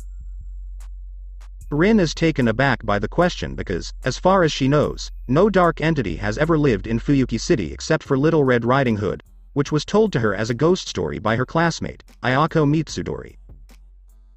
But, of course, Rin realizes it was all a hoax, and there is no ghost in there. No. As far as I know, no dark entity has ever lived in Fuyuki City. Why? Manaka made a thoughtful expression. She recalls the aura that the woman in her house now radiated at the time. When she asked Naruto about it, the older blonde only said that it was dangerous and needed to be erased, and that he would explain it later. No. Absolutely nothing. But, as the second owner of this city, I feel obligated to inform you that I discovered a fatally wounded Magus who is now in my care. She stated. This drew everyone's attention as they began to listen to Manaka. A Magus who was mortally wounded? Rin inquired, blinking. Yes, one of Kate's scouts Samas found her in the forest near the church. The clone discovered her inside a cottage, where she had lost her left arm and was in a coma, barely alive. I'm asking because maybe there's a phantasmal beast in here that can hurt her.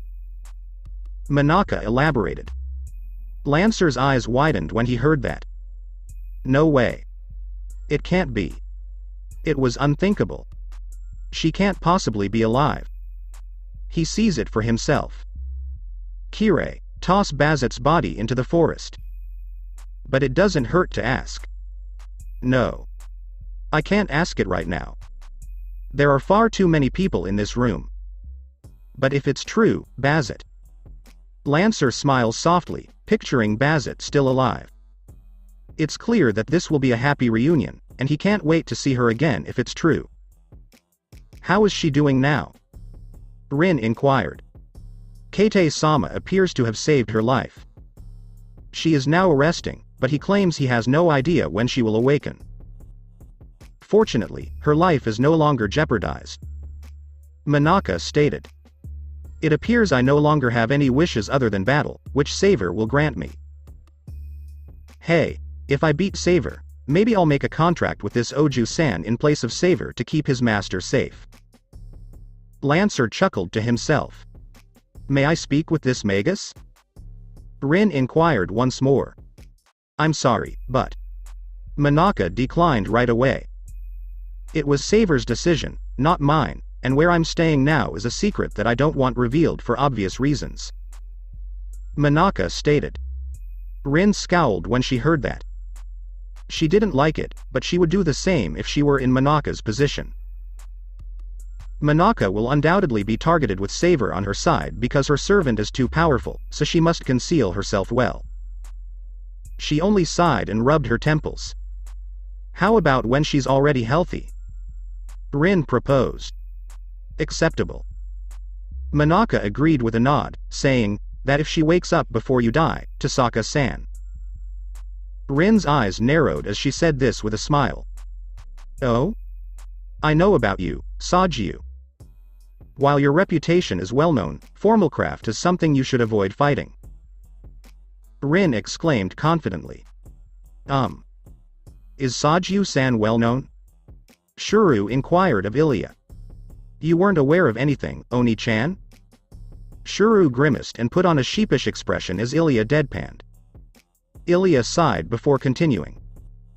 Manaka Sajiu is the first daughter of Hakuno Sajiu, the current Sajiu family leader.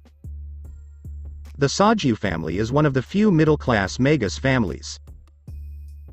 They specialize in formalcraft, an ancient system of thaumaturgy that compensates for the caster's lack of power and weakness through rituals, sacrifices, and magic circles.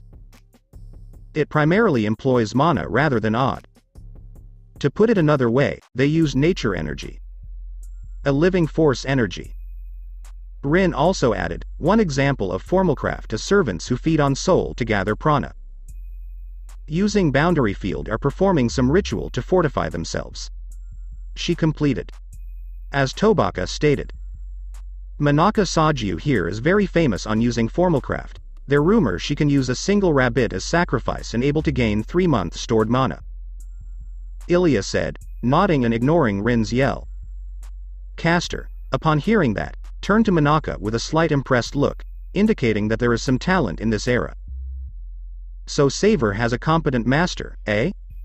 That guy is extremely fortunate. Lancer approved with a whistle.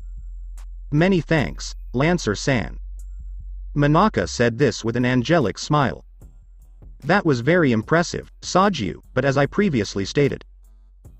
Formalcraft, also known as thaumaturgy for dummies, is good, but you are not. Rin stated matter-of-factly. Instead of being angry or insulted, Manaka simply drinks her tea calmly and smiles. While true formalcraft is unsuitable for combat, I'm not the only one who specializes in it. The Sajiu family also specializes in witchcraft. I also practice witchcraft. Besides, I doubt you can hurt me, Manaka replied. Naruto is always there for me. She thought as she looked at her shadow and felt the Naruto clone aura that was hiding beneath her shadow to protect her. The clone watching from her shadow notices her expression and moves his hand to extend the shadow in a different direction to show that he is present. Witchcraft is not even taught in Clock Tower Sajiu. It is not allowed in the academy, and most Magus never use it. I doubt you'll be able to use it effectively. Rin responded. We'll see it later, Tasaka. Why arguing if we can trade blows next time? Manaka laughed as she looked at Rin, amused. She inquired quietly. Don't antagonize the visitor in here, Manaka-chan. You are welcome to do so when we meet at noon or in the morning. Before Rin could respond, Naruto's voice appeared, and they turned to see Ryder walk back to her seat, her face stoic, while Naruto stood in front of the door. Ryder has already begun to speak. Now it's your turn, Archer. Naruto stated. Archer nodded as he stood up and looked at Rin. The Tasaka heiress gives her servant a nod, and the latter smiles as he walks away. Fuyuki Town's outlying area. Zoken Matu casts a curious glance at the black shadow-eating people in front of them. Of course, Zoken Matu is well aware of what is going on. This shadow is the manifestation of a piece of Angra Mainyu. It is filled with the curse of the world's evils, and as the content of the Grail, it wishes to be born by eating prana. And, while it appears to work with him, Zoken knew he couldn't communicate with it and could only direct its path to keep it from running wild, because if something like this ran wild, he'd have Clock Tower after him right away. At first, the black shadow only consumes magical energy. It eats their prana as well as their minds, which is more ruthless than the caster method. Then it realizes that eating them whole is more efficient, so it eats the entire body. However, What perplexes Zoken is that the black shadow then spews some creature. A werewolf-like black creature. The numbers were the same as the people devoured by the shadow, but Zoken can tell the shadow is far stronger than human. Of course, it will not work against Servant, but it may temporarily impede them. What confuses Zoken even more is why the shadow used prana to create this. If it is not controlled by Sakura, it is only supposed to move according to instinct, and its instinct is to eat and gather prana in order to summon the greater Grail. So why is it doing the opposite? Why create an army? Zoken can't detect any sanity in the shadow, so doing this should be impossible. It only moves instinctively. Unless it detects a threat and builds its own army instinctively. But how exactly? And who is it? Zoken began to consider every possibility. Is it Kirei Kotomine's servant? The hero's king? Oh, Zoken was aware of the fourth Grail war survivor. After all, it won't be difficult to see Gilgamesh as the owner of one of Fuyuki City's most famous swimming pools, Waku Waku Splash. While the king of heroes can hide himself quite well, he cannot hide from the Zoken insect, which can sense the amount of prana that Gilgamesh radiated behind that flesh. Did the shadow ever meet Gilgamesh and sense the danger he exudes? But that absurdity. Something like that isn't enough to make the shadow gain even a small portion of its mind. Zoken scowled as he directed the shadow to devour another people. If the shadow sees this being as a threat, it means that this new threat is dangerous. Regardless, feeding it will be useful for the time being. My relocation will begin the following night. I also only need a small push to break Sakura. If she breaks, well. Zoken gave a menacing grin. Zoken noticed that Sakura and Emiya boy were getting closer, much closer than usual. It appears that the Emiya boy has finally recognized Sakura's growth. The emotion he feels through his bug inside Sakura is undeniably accurate. He notices Sakura becoming happier and the light becoming brighter. At the same time, as the light grows brighter, the darkness grows deeper. It's only a matter of time before Sakura returns to the darkness. And this time, if she falls, Zoken is certain she will not wake up. While he is still busy building his own army, let Sakura's light grow for a moment. He no longer needed Shinji and Rider, as the shadow was growing far faster than he had anticipated. That attitude boy irritates him as well, and seeing him whimper and become angry in a jealous manner makes him happy. He will feed Rider to Shadow when the time comes. Or, better yet, he will revert Rider to Gorgon. Without a doubt. It will be better for him with the legendary Gorgon monster as his pawn. For the time being, the shadow requires prana to remain stable. Eating people will soon be insufficient. Servant is required. And he knows exactly which servant he should choose. Allow Sakura to bask in her momentary happiness. Furthermore, there is nothing more vicious than allowing your prey to gain hope before succumbing to desire. Oh, yes. Zoken Matu will have a great time before obtaining the Grail. Naruto is back. Naruto is currently standing outside of Anchor Mansion. The Holy Grail War is taking place in front of him and Monaka. Outside, they can see that they have risen significantly above the ground. The giant fortress was clouded over, and a bright full moon graced them, followed by stars that glowed. Overall, it was a beautiful and peaceful setting. Although the wind was not as strong as it should have been, it was gentle and soothing. Thank you for the barrier and boundary field that Naruto built with Monaka's assistance, of course. The party is over, and the participants must admit that it was quite enjoyable, save for Saber, of course, but the King of Night managed to enjoy the party for a moment after taking time to consider her wish. She will finish the remaining thought later because feeling down is not appropriate at a party. I'm glad most of you enjoy the party, and while we do have some disagreements, it's actually better than I expected. Naruto stated the truth sincerely. While he is confident that no fights will occur under his supervision, he believes that the tension in the party will be extremely high. After all, cramming 7 people who will kill each other into one room is an insane plan.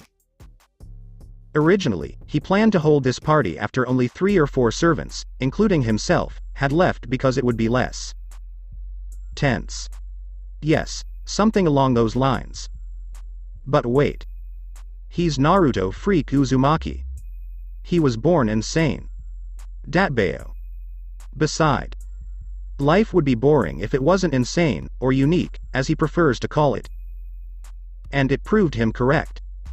Heck, the situation is even better than he imagined. Everyone in here was aware of the party protocol, which Naruto must admit was a good thing. Except for Lancer and Archer, who were arguing, no one went to each other's throats. Lancer appears to dislike Archer a lot, which Naruto finds surprising. Yes, Saver, thank you for the invitation. It was fantastic. Shuru smiled, and Naruto nodded. Now, before I transport you all back, I'd like to hear your thoughts. Do you want to go home quickly or slowly and enjoyably? He provided. Everyone looked at each other. While the servants didn't mind, Rin and Shuru did because they needed to go to school and it was already past midnight. Sorry, but we prefer a quick one because we have work to do. And, unlike you, we have a second life. Rin stated. If you say so, I assume you don't have a problem with that. No, though I prefer a good and nice ride after the party here, I still feel wounded and need good rest, so the faster I got home, the faster I got rest and back to the fullest. Lancer shrugged as he spoke. Every servant appears unconcerned about this and only nods in agreement with Lancer. Well. Before you leave, as the host of the party, I will give you all souvenirs. Make everyone surprised, said Naruto. He then turned to one of the maids who was standing by his side, carrying a large number of gift boxes. Alright. First and foremost, for Shuru-kun. Naruto takes a step forward and hands one of the boxes to Shuru.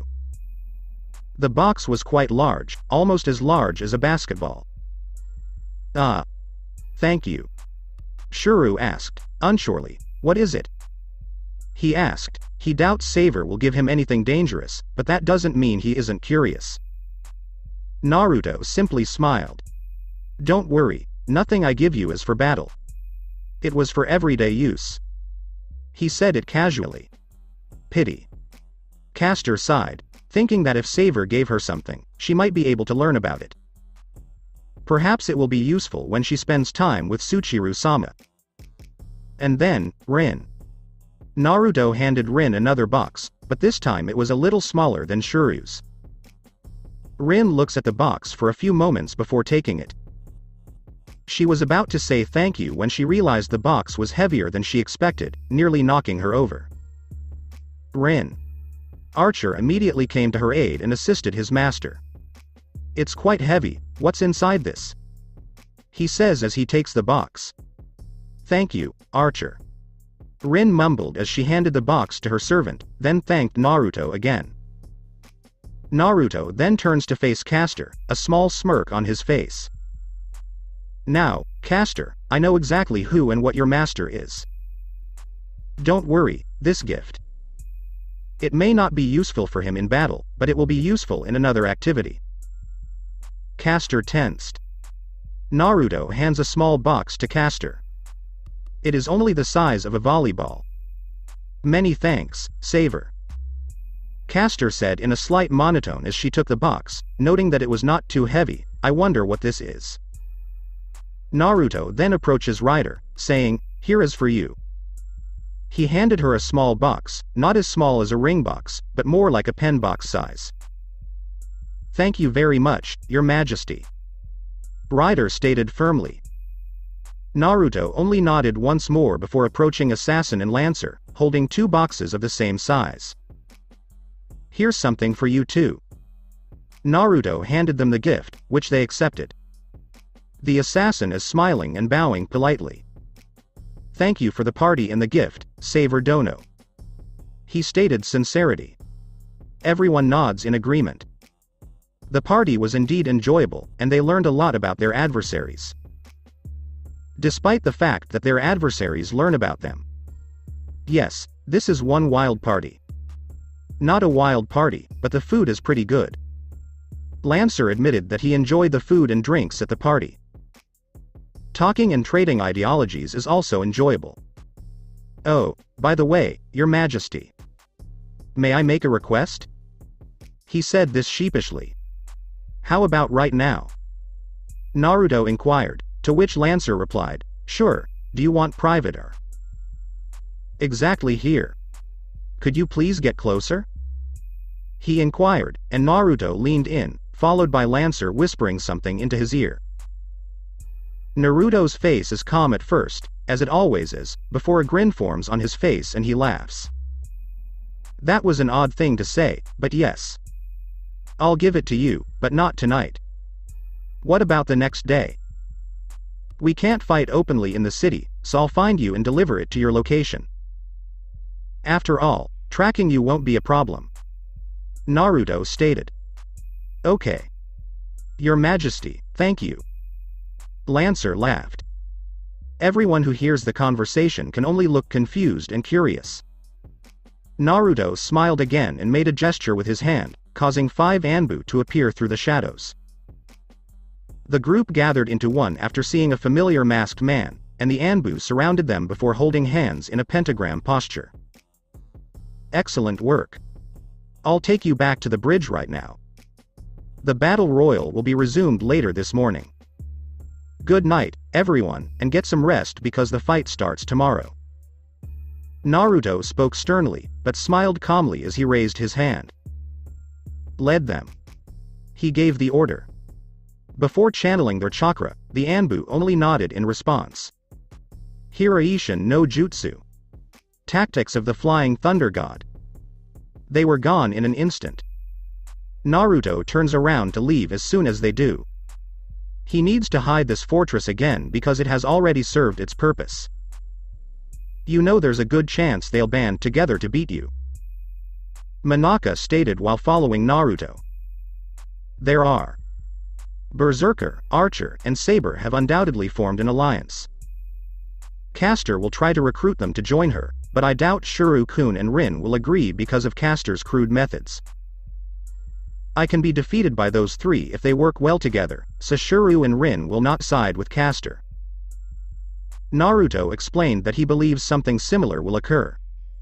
What about Lancer and Rider? Monaka inquired once more. Lancer or Rider will ally with Caster, but I doubt their goal is to defeat me, but rather to defeat Shuru group. Kunz and Rider, she's not going to attack me. Not anytime soon. She will become an enemy, but believe me, it will be a long time before she attacks me. Monaka looks perplexed at Naruto. I understand Lancer will refuse because he prefers one-on-one combat, but what about Rider? What exactly do you mean? She inquired. As he pats Monaka's head, Naruto only gives her a mysterious smile, don't even think about it. That's my secret. Do you like the meeting now? It was the most delicious meal I've ever had. Monaka exclaimed, her eyes dreamily fixed on Naruto. I never imagined sitting with so many famous heroic spirits, let alone feasting with them. I also learned a lot of new things, such as... Naruto could only chuckle as Monaka began her rant, her face filled with joy and happiness. He must admit that Monaka has a lovely face. Her body isn't that of a mature woman, but it stands in stark contrast to her face and voice. That is what draws people's attention to her. Despite her psychotic and twisted nature, Naruto can see Monaka is maturing in the right direction. He can see that the path she is on is correct. She just needs to be guided more so that she does not stray from it. Embracing things that make you happy is fine. After all, happiness is the source of all life.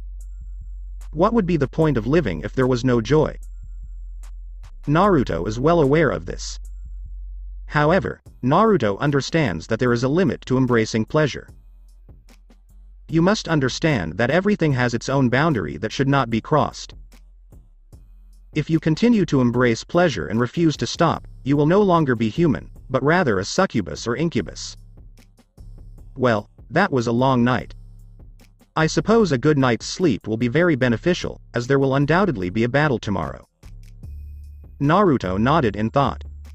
Using the other. Everyone returns to Fuyuki Bridge in the same manner as before. The Anbu release their grip on each other's hands and bow to the Emperor's guests before leaping back and disappearing in a whirlwind of leaves. After the shinobi had left, Rin looked at Shuru and Ilya and nodded before they began walking. It's been a long night, and they need to rest for tomorrow. Shuru noticed Saber's face remained expressionless, and a depressing aura surrounded her. He has no doubt that Saber is still thinking about her problem, but he is powerless to intervene because Saber's wish is incorrect. Even by his standards, if Saber's wish is to return to the past and lead her people back, but in a different way, this may be tolerable and still acceptable. But what she wishes is reckless. She simply washed away her responsibility to another person by wishing for someone else to become king. Wait. Castor's voice echoed as she called them, and they turned to see Castor, who had already put back her hood. What exactly is it, Castor? Saber inquired. I propose a short-term alliance to bring down Saber. I'm sure you all in here realize that the biggest threat is Saber, wouldn't you agree? Said Castor bluntly. Indeed, the majority of them cannot deny what Castor stated. While Berserker and Saber are powerful, Saber is on another level. He is in his own league, and no one can beat them in a one-on-one battle, even if they cheat. The only way to win is to target his master, but they doubt Saber is that stupid. If she got separated from Saber, his master must have some ace up her sleeve. Even Ilya admits that she doubts she can defeat Saber with just Berserker. His 12 lives will be useless if Saber can enchant his body and take 2 of his lives without breaking a sweat. All of his stats are average B, and his mana is X. He also has autonomous action, A+. He can fight without Sajiu's help and with X mana. Damn. Not to mention he has Eye of the Mind, which is true. The more I learn about him, the more I think he's invincible. Rin sighed inwardly as she remembered the data she saw from Saber. Shuru immediately responded as Rin began to consider the suggestion. I will not. Shuru's words caused Castor's eyes to widen. Do you really understand what you said? Don't you realize how dangerous Big Saber could be? Castor inquired, her voice irritated. I know, but Saber is a decent person. Meanwhile, in another case, you murder a large number of innocent people. I joined this war to stop someone like you. As a result, I refuse to collaborate with you. I'd rather see Saber win the Grail than you. Regardless of how simple your wish is, it is not worthy of all innocent people's lives that you take. Shuru yelled, unable to accept Castor's way. Even Castor wishes for simplicity, but what about the innocents who perish in her hands? She kills them without thinking just to live again. Ridiculous. I concur with Emiyu-kun. Rin also added, while I have no problem with dead people, I have a feeling you have an ulterior motive when we become allies. Not to mention that your method is far too crude. She stated. I'm tracking Oni-chan. Ilya's simple response as she clutched Shuru's hand. Castor's face contorted into a deep scowl upon hearing the refusal. In frustration, she gritted her teeth. What are these two thinking? Saber poses a greater threat than Berserker. Even if the giant has a total of 12 lives. She may have Assassin and Tsuchiru-sama on her side, and with Tsuchiru reinforcement, Sama's her master can actually go pretty well against Servant. But even those two are no match for Berserker. What chance do you have against Saber? No. Saber, unlike Berserker, only has 1 life. He'll be down with 1 good hit. Fighting him one-on-one may be dangerous, but fighting him in a group is a different story. I'll think about it for a moment, but an alliance is clearly required. We 3 are still insufficient to defeat Saber. As you wish, little girl, but know that there is no way you can defeat Saber on your own. Castor remarked before turning to face Lancer and Ryder. And how about you two? No, I won't. I want to fight Saber in a fair fight. Lancer declined by waving his hand. All I want is a good fight, which I can get if I stick with him. I'm not surprised in any way. Castor groaned inwardly before turning to face Ryder and giving her a look. I'll give it some thought. As of now, I am unable to accept Saber. No, not yet. However, when the time comes, I am willing to join forces with you to defeat him. Castor narrowed her eyes as Ryder responded. What do you mean by that? She inquired. Ryder only remained silent and turned away. Shuru's glare caught her attention, and her eyes narrowed beneath her eye mask. That glare is identical to the one he gives Castor. Could it be? He discovers the true perpetrator behind the barrier? But how? Of course, when I'm done talking to Saber. He must be asking Castor directly, which will be difficult. Ryder thought while clicking her tongue inwardly, but she remained impassive on the outside. It appears that the barrier should be activated more quickly. Let's see what Shinji has in mind.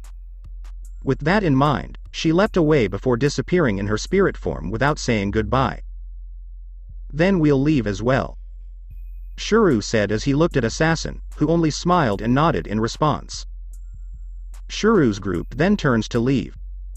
You know, if you want to form an alliance to destroy their alliance, I'll join. Lancer instructed Castor to face him. I won't fight Saber with you because I prefer to fight him in a fair duel, but those three are a different story. I can kill 2 or 3 berserkers, but against Saber and Archer, it's a different story. And why would I need your assistance? Castor laughed. Because you are in the worst possible situation right now. Lancer laughed. What?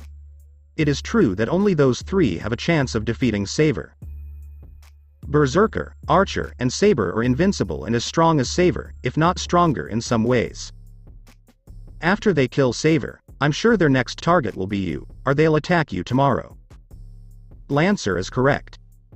Castor despises admitting it, but she is the one in the most critical situation right now. She is confident that she can defeat Saber and Archer with the assistance of Assassin and Tsuchiru-sama. But Berserker is a different story. There's no way she can beat those 3 right now.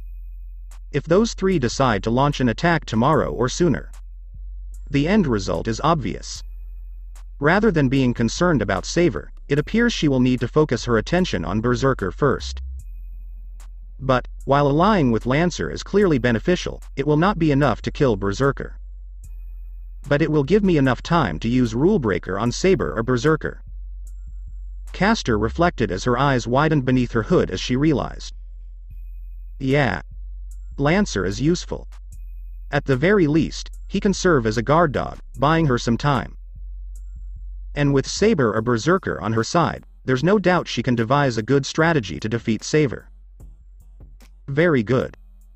I understand your point, Lancer, but what makes you think Saber will remain silent? Castor inquired. Oh, believe me, he won't. However, even though I've only known Saber for a few days, I know he'll relax his guard a little in our presence. It's because he'd rather face the victor. Lancer elaborated. He's quite arrogant, isn't he? Castor scowled and murmured. If you were in his shoes, you would do the same. Lancer snorted once more. I'm going to do the same thing. He admitted without remorse. Whatever you want to say. Castor laughed. Since everyone has agreed to stop fighting tonight, you may leave now, but remember to return the next day. We need to discuss strategy in order to defeat those 3. She stated. Yes, yes. Assassin, I'll see you later. Lancer responded by waving his hand, and he also left. I'll see you later, Lancer. Assassin also responded. HMPH. Come on, Assassin, we need to go as well. Castor turns around and walks away. Assassin only looks at her and sighs inwardly before following her. The enjoyable time has passed, and it is now time to return to guarding the temple. That's it for today. If you enjoy this video, give it a big thumbs up and subscribe to my channel for more awesome stories like this. Thank you. See you all in my next video.